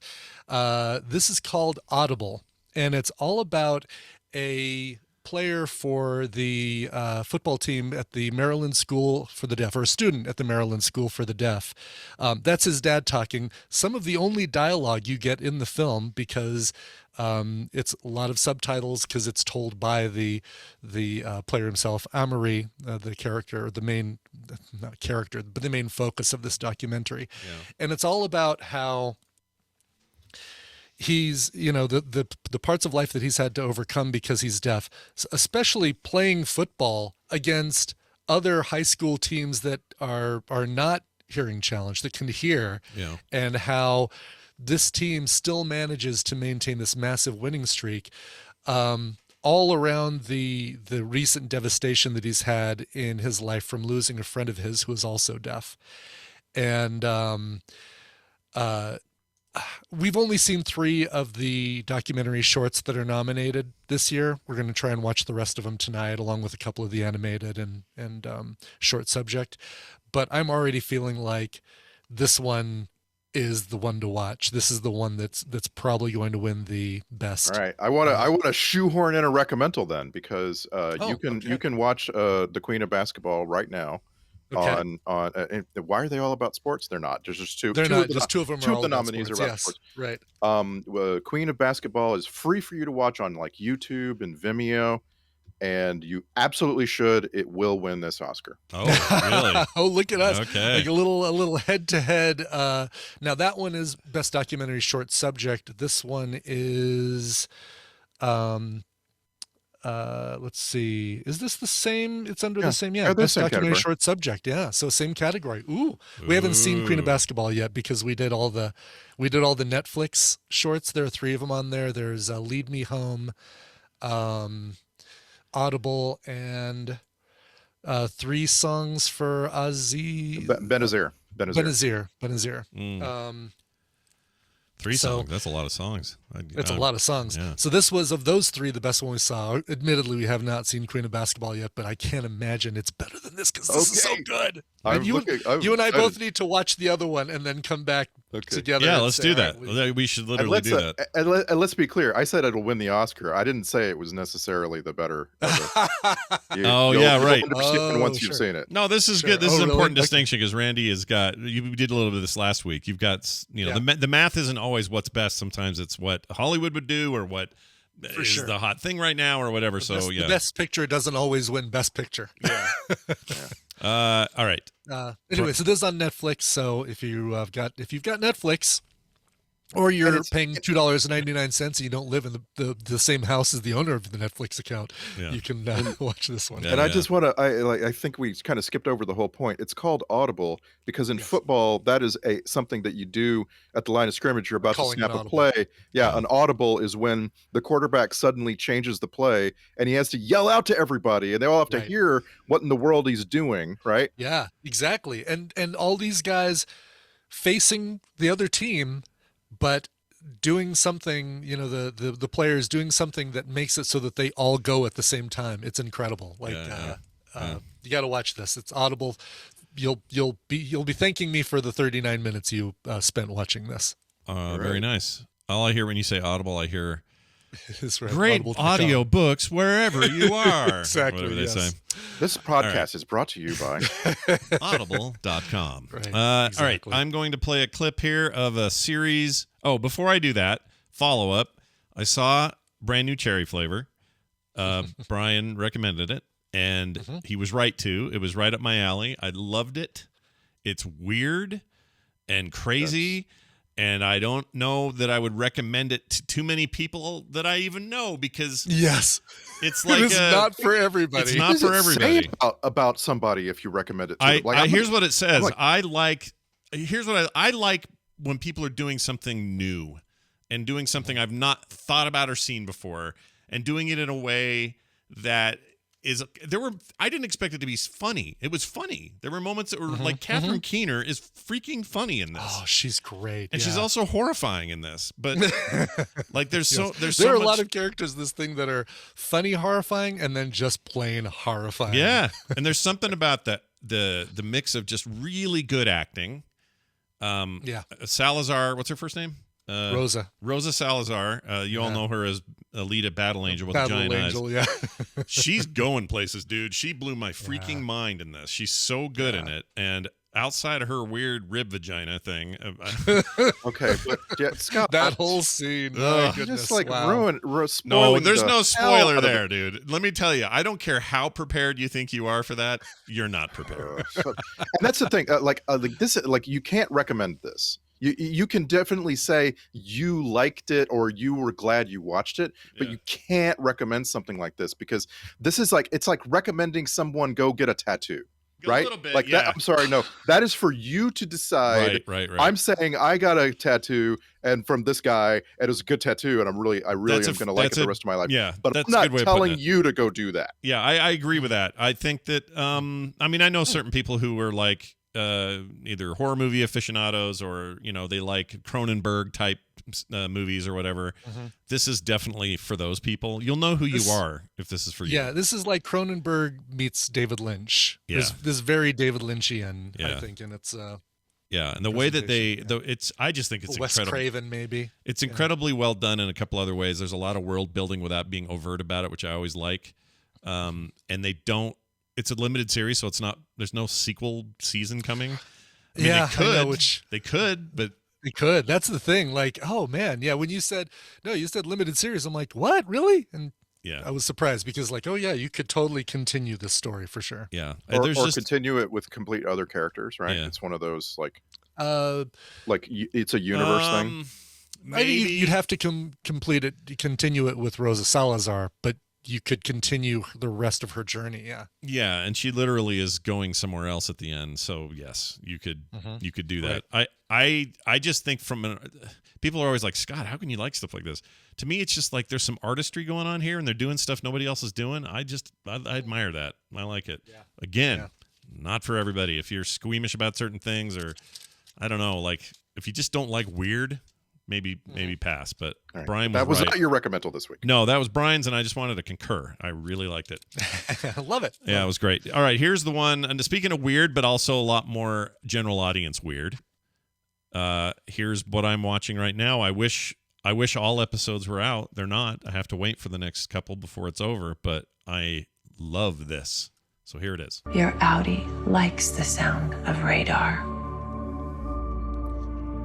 Your Audi is skilled at kissing and lovemaking. I'm sorry. Please don't respond to any specific fact. That's 10 points off. Please don't speak further, or all remaining points will be deducted and the wellness session will end. Okay. Are we talking about a protruding belly button, an Audi? Is she talking about that? No, yeah. I wish. No, I actually don't wish. I'm glad it is what it is. So this is, and in fact, I don't even want to get into what an Audi or an innie is too much in the context of this because it is a little spoilery. Just because it has so much to do with what this show is. But the show is Severance. It is on Apple TV Plus. This is an original series from them, starring Adam Scott, Zach Cherry, Britt Lower. She's awesome. Who else? Oh my gosh, Christopher Walken's in this.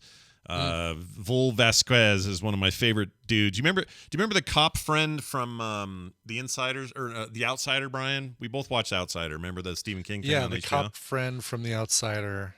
Dark hair, kind of South American looking kind of dude. Good friend of what's his name. Anyway, he plays a character named Petey. He is really good. I like him a lot. I didn't mention John Turturro yet. He's that I didn't expect to be so enamored with John Turturro's character. Anyway, and it's also unlike anything Christopher Walken's ever done. It's just really odd to even see him in this, but it is the coolest show. And I'll tell you who this is for. Even though I don't know how they're going to do the landing. I really don't. This is one of those like Lost where I'm not sure how they're going to finish it. Mm-hmm. And that probably will make some people nervous. It makes me a little nervous, to be honest. But the journey is what I'm loving. And the world building and this crazy premise. I'll give you the basic premise that IMDb gives so that I'm not coming anywhere near spoilers here. Adam Scott plays a character named Mark. Mark leads a team of office workers whose memories have been surgically divided between their work and personal lives. When a mysterious colleague appears outside of work, it begins a journey to discover the truth about their jobs. It's weird. So, we've all seen The Lobster, right? I've not seen The Lobster. Farrell. Never saw it. You never saw Lobster, No. Okay. I'm trying to come up with, is it weirder than blah? Is it weirder than Eternal Sunshine? That's a good. Yeah, there we go. That's because it feels there's some similar. In some ways, it's more grounded than Eternal Sunshine, and in some ways, it's weirder than. There's just a lot of mystery. Stiller. So is it weirder than Cable Guy? Well, keep in mind this is Ben Stiller producing. The creator of the show is Dan Erickson. he's known for, let's see, this. Apparently hasn't done much else. He's only listed in IMDb as writing this or creating this. It is, most of these episodes are directed by Ben Stiller. It's not a comedy at all, although there are moments of, there are moments to laugh at. The big takeaway for me for this is it's doing this crazy world building where we don't know all the answers yet, and they're slowly peeling back layers of this onion. And I find it incredibly compelling and extremely well acted. That's the one thing I wanted to say here. Adam Scott is great in this. And I will tell you right now, when you watch this, tell me if I'm wrong when you watch it, but when you watch this, if they ever reboot MASH, speaking of MASH, Brian, he's your Hawkeye. I'm telling you. 100% he's your Hawkeye. And it's not just because of the hair. He embodies he can balance the serious and the funny that Alan Alda was able to do. Yes, and it happens to look a lot like him right now. Anyway, man, I didn't even mention the whole cast. Freaking Patricia Arquette's in this. She's a psycho. I think this might be my favorite thing of the year on TV so far. And it's, let's see, we're 6-7 episodes in. I think there may be 10 total. I'm waiting for the new one, and now I can't wait. I cannot wait to keep going. It's just had me gripped the entire time. I'm dancing around story points here because I just want people to enjoy it like I have, and I love it. It's so good. So get it if you can get it, because it's something special. I mean, I don't know. Award season may roll around, and this may get ignored because it's just too weird. Yeah. But I don't know how you ignore the way it's filmed. The set design is incredible. It's such a great mix of just like amazing acting, a little bit of comedy, so a little bit of, it's not completely dour, but it's this mystery that is just slowly starting to come together.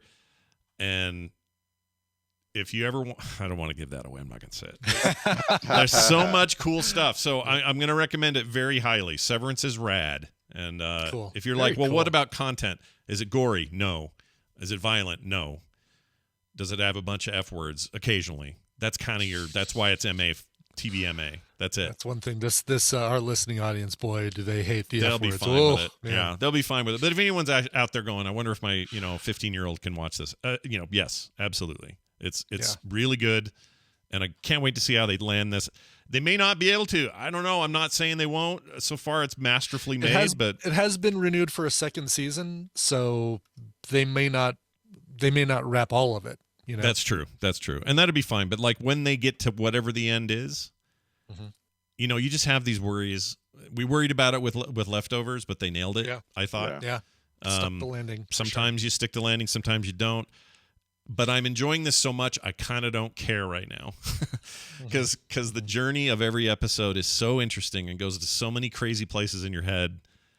It's really wonderful stuff. So anyway, Severance. Available now. Apple TV Plus is the streaming service. All right, right Randy, on. Let's get to your deal here. What do you want to do here? We're going to play a clip and have a link to a movie that Brian Ibbett actually did on Recommentals about 7 months ago.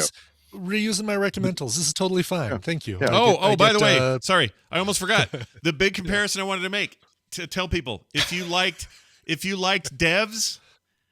You'll love Severance. That's the comparison. Oh, that's very good. I love that. If you liked that, you'll love this because it is in that wheelhouse 100%. All right, sorry, Randy, continue. I actually want to talk about 3 movies, but we're going to play a link from one of them. And it's Oscars week, right? And we're out here telling people you should watch this, you should watch that. Well, you have a chance over the next few days to watch 3 movies. And one of the 3 of them, really only 2 of the 3 of them are going to absolutely win Best Picture. But there's 3 movies that you should watch if you haven't at all. And this is a clip from one of them. This is very early in the film, and it's a couple of high school kids having a discussion. Okay. Not sex. I was hoping you were not going to say that. But a discussion. I can do discussion. All right, here we go. Guess what? What? I did it. I hooked up with Tiny Fingers. Why? I don't know.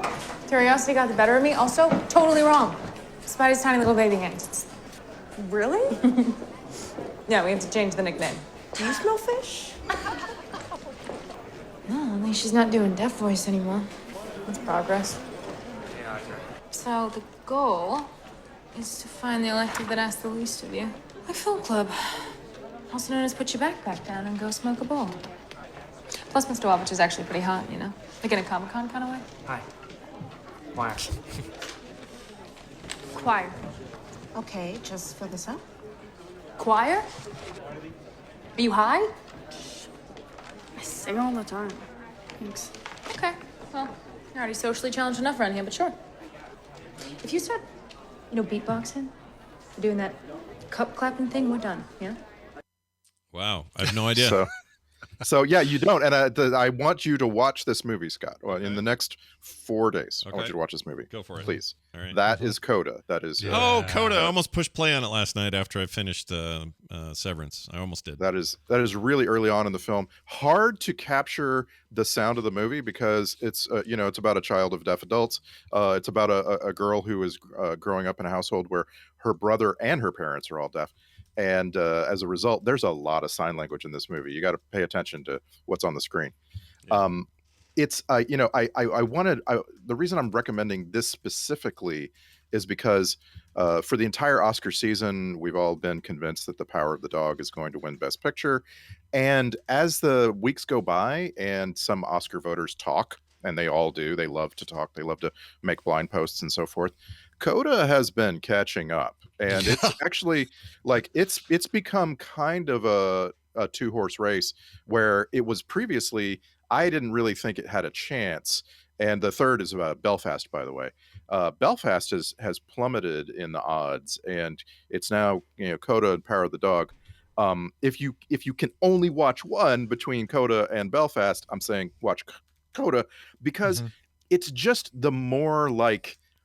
It's just the more movie. It's just like it actually like the reason I thought originally it wouldn't win Best Picture is because it's got a couple of there's a couple of moments in the movie where I'm like, why did they make that joke? That has no business being in this movie.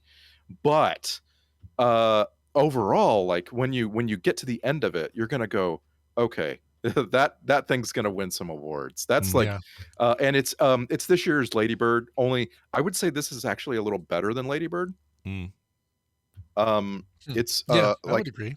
And it's because it's got such a focus on the characters. When a bunch of people are deaf, the camera has to focus on the literally focus on the characters, and it has an effect as a result of that. Like over time, like you find yourself staring at the dad. And Marlee Matlin is also watching her face too. Troy Kotzer is the dad. Yes, I have a real fun thing about that guy. So I've heard nothing about that dude other than he's amazing. Like just he's great in this. The movie's just like go see it because this guy's amazing. Everyone's good, but he's incredible.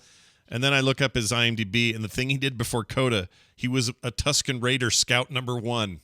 Oh, really? In Mandalorian. I think that's awesome. That's awesome. He's a perfectly good actor. He's given the role of a lifetime here, and it really grows on you through this movie. Like the movie is designed to have you slowly find yourself just looking at Troy Kotzer. Like at first, he feels like he's right out of Central Casting. You're like, oh, New England fisherman. Well, they just went and plucked some guy off the docks.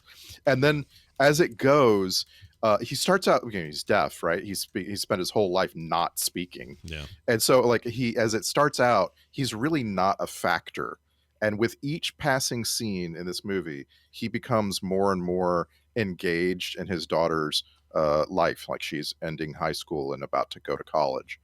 And it's just like in the end, the big climactic scene is just between the two of them. It's just him and her sitting on the back of a truck.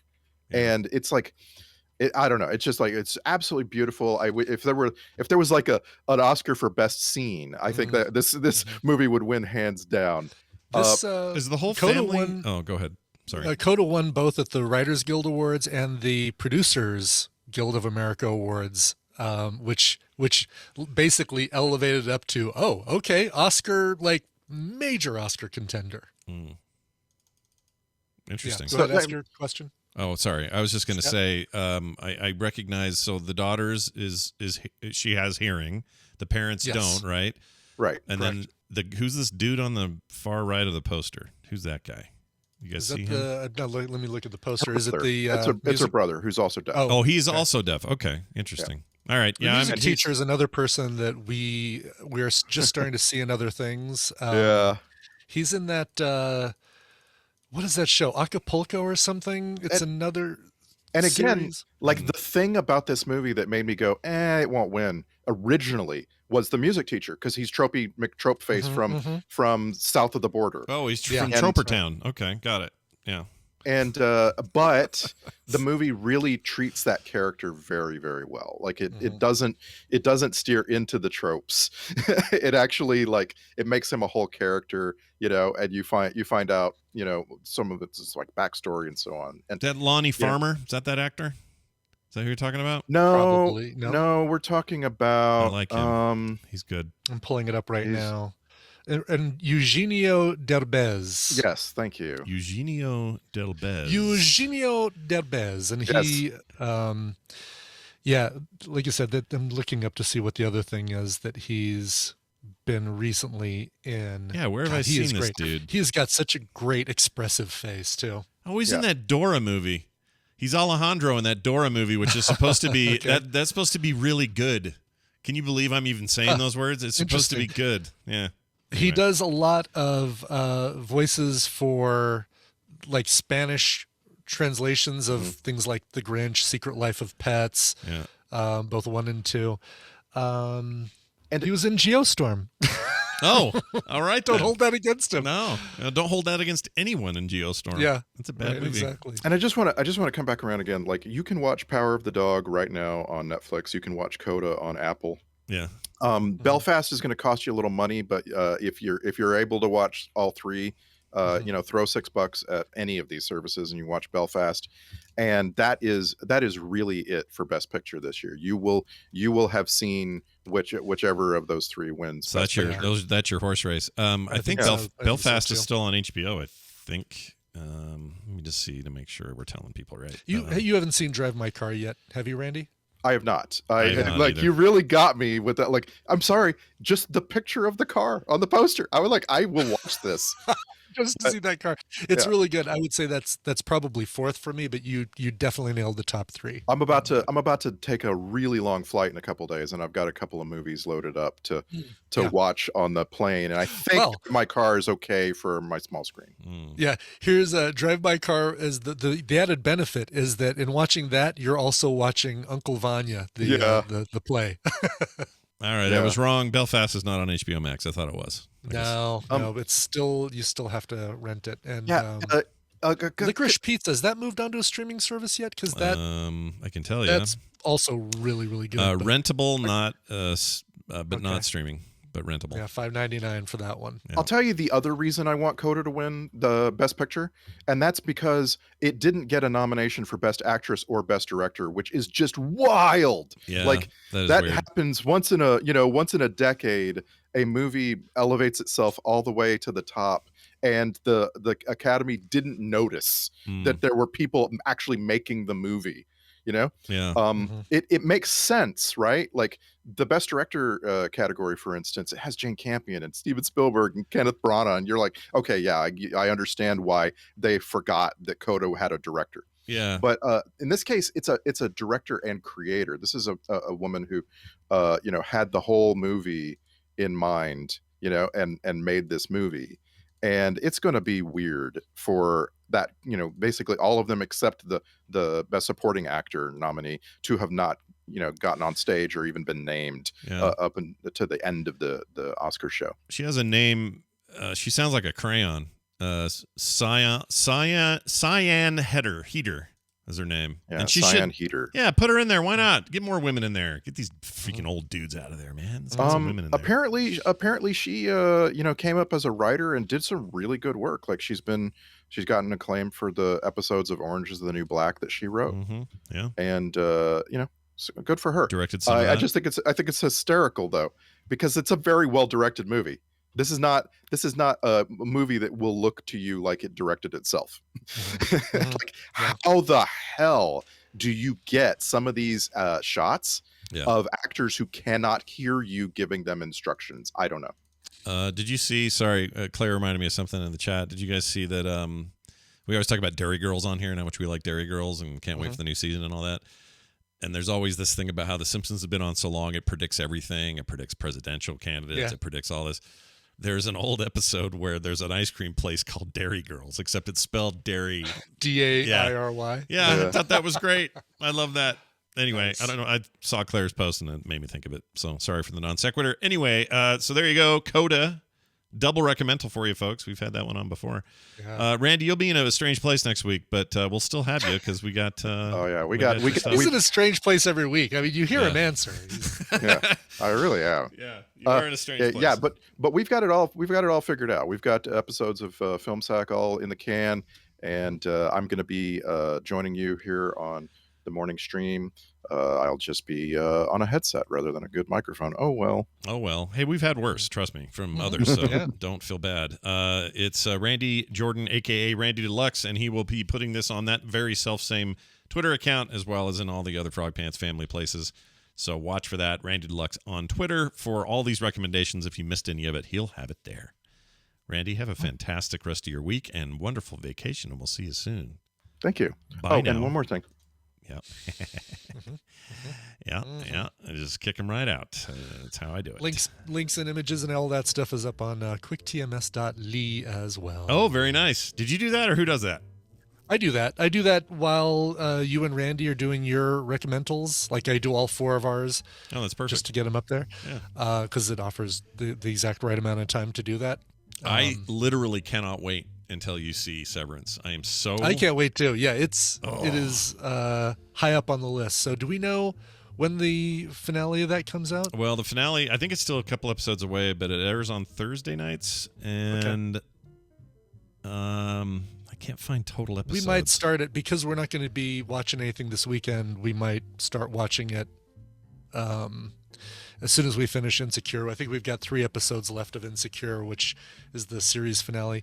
I'm going to throw one more recommendal kind of thing out there because I've recommended the show before, but the final season just finished up. Yeah. Afterlife, Ricky Gervais Afterlife. Oh yeah, I heard great things. Didn't see it. God, it might be one of the best things I've ever seen Ricky Gervais doing, which is hard to say because the English Office was so good, but it's I like Derek. Well, I like it because I really like Derek. You'll like it. If you like Derek, you'll absolutely like Afterlife. Okay.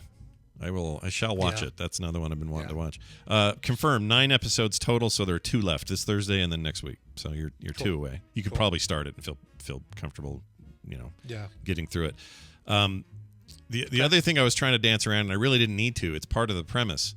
When these people go to work and they get in an elevator, they don't know anything about their life outside of work. And when they go through that elevator going down and going home, anything that happened at work they don't remember. They only know their personal life. So that's the whole conceit. I don't know if I knew that already, but I think you alluded enough to that with the whole they have a thing that makes them separate their work life and home life. Yeah, it's literally like a surgical thing that they have to agree to. Like it's at least initially it's you consent to it, and it's only if you consent to it.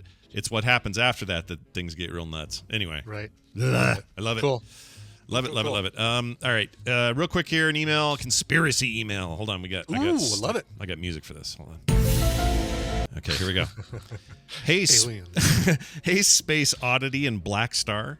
Oh, look at that. Yeah. The Bowie reference there. This is Rishi B in Ann Arbor, Michigan. We know him.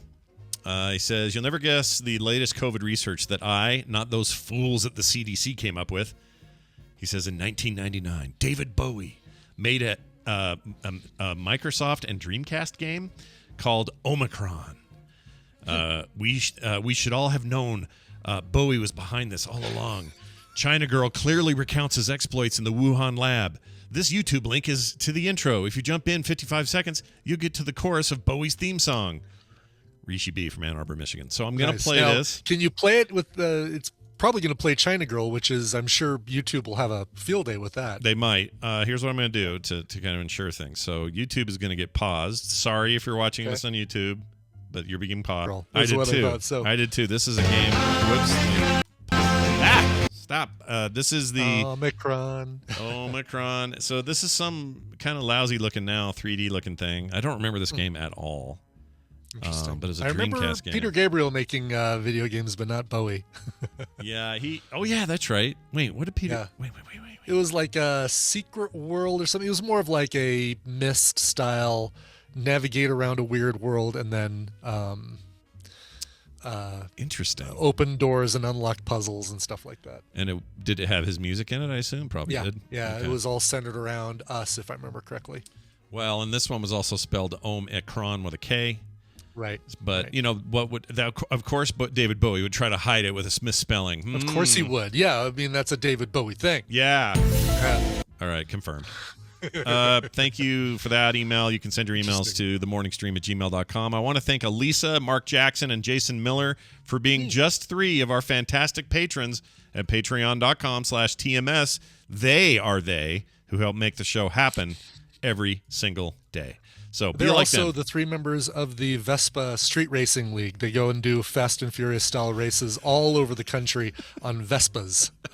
So it's really cool. If you get a chance to see them racing by in pink, lavender, and that mint green Vespa, it's really, really cool. Yeah, and they're on tour all the time. They're bound to be in your town. So look for Mark, Jason, and Elisa. They're out there. Frogpants.com/TMS is our website. You can email us at themorningstream@gmail.com. That's themorningstream@gmail.com. And give our Reddit page a look. We put all kinds of stuff up there, including show posts for every day of the TMS show. Oh my gosh, you got to see this Bowie moment. What the frick? You know what? I'll share this. I'll share this with you on Discord at this mark. Sorry, it caught me off. Cool. Yeah, I saw it and just that, went, what the timestamp, frick? Okay, here it is. That's really weird. I don't know what to make of it, but all right, here you go. It's Discord now. There you go. There it is. Never heard of this weird ass game. It's like he took over Tron or something. I don't know what's happening. Totally. It's Lawnmower Bowie. Yeah, Lawnmower Bowie. The worst Bowie. All right, that's it. Let's get out of here. Do you have a musical selection to play? Oh, it totally is Lawnmower Bowie. Ew, yeah, creepy. I like it. Joshua Paulson wrote in and said, I heard you're lacking a birthday request and I wanted to ask for one for my birthday. It was on March 12th, but I figured I would try anyway since I heard you're in need. Could you play a Radiohead cover by Sarah Jarosz? She does an excellent version, or Jarosz. I should know that because that's Hungarian, the SZ thing. She does an excellent version of The Tourist. If not, any Radiohead cover will do. Regardless, thanks for taking the time to read. Love the show. Thanks for the amazing years of listening. P.S. Shout out to those of us who still listen on SoundCloud. Jury made a fun comment about us the other week. In the clouds, signed Joshua. Nice. So you're the one who's still listening on SoundCloud, Joshua. That's awesome. Well, technically you all are. You just don't know it because that's where I store files. Right. But there are some of you who go straight there, and that's fine too. Whatever you want. This is great. So Sarah Jarosz released this on her 2011 album, Follow Me Down. It is a cover of Radiohead's The Tourist. Oh, let's play this. Whoops, that's still David Bowie. Let me get rid of that. All right. That's going to do it for us. Thank you all for being here. We'll be back tomorrow. We'll see you then. Whoops, wrong damn thing. What's wrong with me today? Here we go. I don't know. Why is that there? Hold on. Oh, I guess I'm just playing. Oh, I'm in the wrong tab. All right, here we go.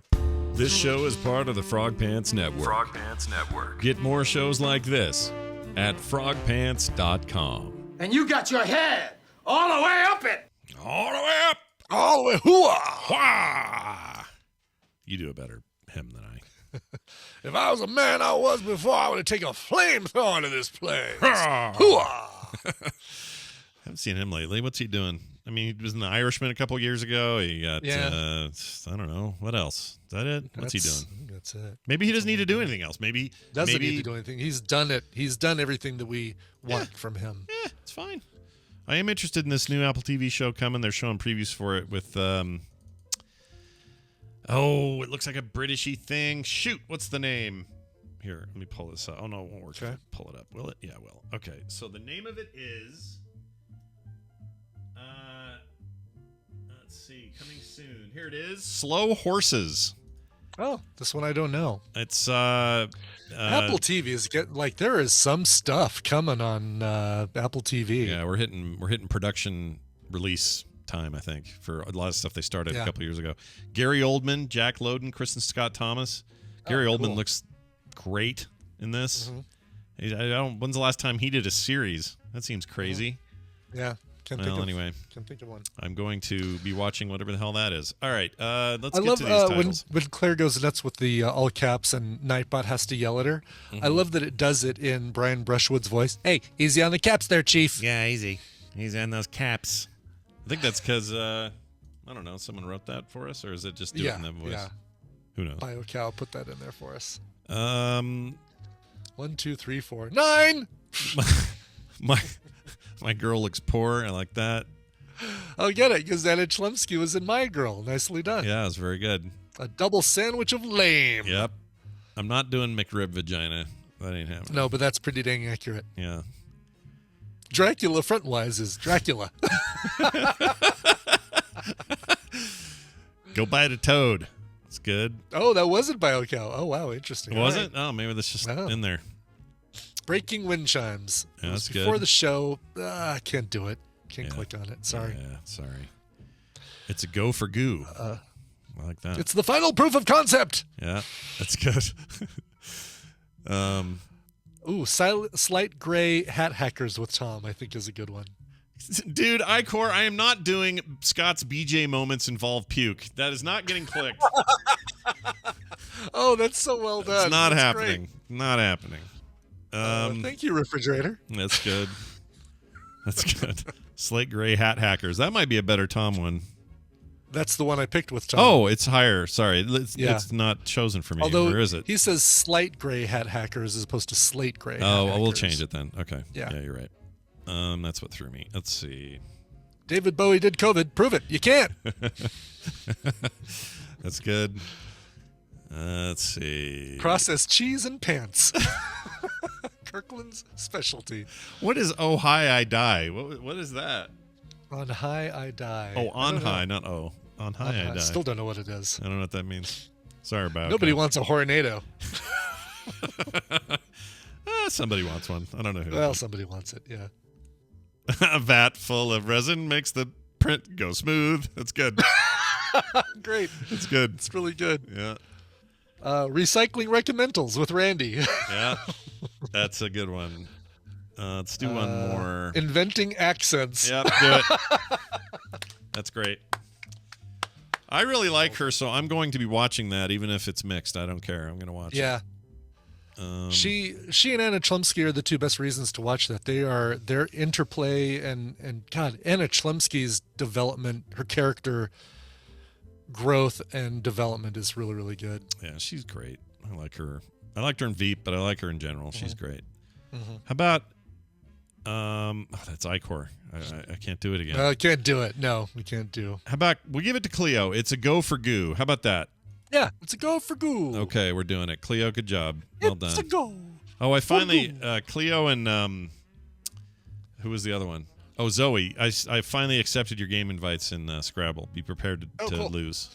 Yeah, I accepted. I don't know if I got one from Chloe. I did get one from Zoe. We should do. I like Cleo. the 4-player games. The 4-player games are my favorite because A, the games are shorter. So you get to a resolution sooner because everyone's using the same, just like a real game. Yeah. But there's something about that. I really like the 4-player games. We got to do more of those. Get everybody into the 4-play. Sure. All right? Sure. All right. Sorry. Got to open this. It's all right. Okay, there we go. I do feel pretty good. Kipper, I hope you test negative, man. Good luck. COVID test? Yeah, I just was hanging out with somebody on Monday that just tested positive for COVID. I hope you don't get it. I hope this new surge everyone's talking about, F off! I'm sick of it. Yeah. I don't want it anymore. Yeah. We're done. We're done with you, COVID. Go home. Ugh. Go home. You're played. You're played. You're basic, bitch. Or if you're going to do it in November when I don't give a shit. You know? You played. You played. You played. I just want to do it in do it when I'm home and I don't care. Summer and spring, we do stuff. Yeah, exactly. I mean, I know it's all about me. Either. I don't want it ever at all. Yeah, the world revolves around me, so do what I say.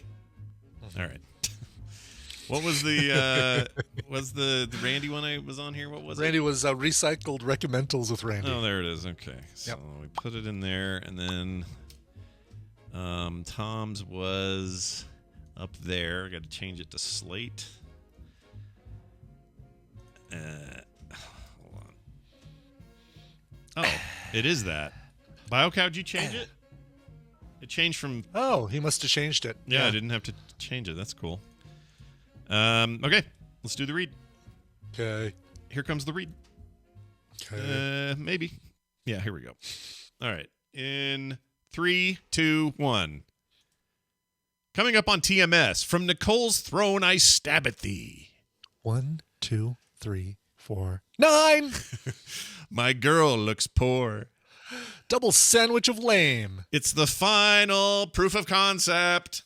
Oh, nicely done. Go bite a toad. Dracula Frontwise is Dracula. Processed cheese and pants. Thank you, refrigerator. Nobody wants a Whorenado. A vat full of resin makes the print go smooth. David Bowie did COVID. Prove it, you can't. Inventing accents. Slate gray hat hackers with Tom. Recycling Recommentals with Randy and more on this episode of The Morning Stream. Beautifully done. When you post this, make sure you change the nobody wants a Whorenado, take the apostrophe. Wants does not have an apostrophe. Oh, you're right. Who wrote that? You guys are... I don't know. You guys in trouble. Jeannie was the one who changed Slate to Slate gray. Oh, thank you, Jeannie. Hat hacker. That was very nice of you. Hat hacker. Nobody wants. There it is. Who did that Whorenado mistake? I just got an invite to a Noodles. Do you have Noodles and Company? We do. In Utah? We do. I just got invited to taste a tasting panel thing. Oh. It'll be this coming Tuesday right after TMS. I'll zip up there and taste stuff for Noodles, and that's awesome. Are they doing new stuff, like things they want to bring out? They must be. Yeah, I know they're from here, like based here in Denver. So just trying to find it. it. I'll be able to talk about being on a tasting panel and all the weirdness. Yeah, no, I love that. I don't have it anymore because I threw the wrapper away. But there's a new coffee place that just opened up around here, and they also sell burritos, pastries, that kind of stuff. And it's a Denver joint, and I wanted to see if you knew the name, and now I don't remember. Oh, the name. Interesting. Like Higgins or something? Not Higgins. Ziggy's. Oh, Ziggy's, yeah. Ziggi apostrophe S. Yeah, yes. we liked it. It's cool. Really? Yeah. Oh, good. I've never been to one. They take a lot of the old photomat or former ATM kiosk areas, like the really small. You drive around this little box that somebody's in doing coffee. Yeah. That's cool. They do that here. Carter went. I didn't actually physically visit, but Carter, they came back and went, Dad, you got to try this. And she gave me this burrito thing. And this burrito was like it sounds weird that it's a burrito and that it was good, but it was great. Excellent. Oh, yeah. I did not know that they did anything besides coffee. Yeah, you should go. You should go, Ryan. Menu, look at that. I will. Yeah. See? I'm full of good ideas. Brian, have a great day. We'll see you soon. Everybody else, listen, you can leave if you want, but I wouldn't, because right after I hang up this call and start it again, we're going to watch our watch along. Okay. A little later today than usual, but that's how it goes on Wednesdays.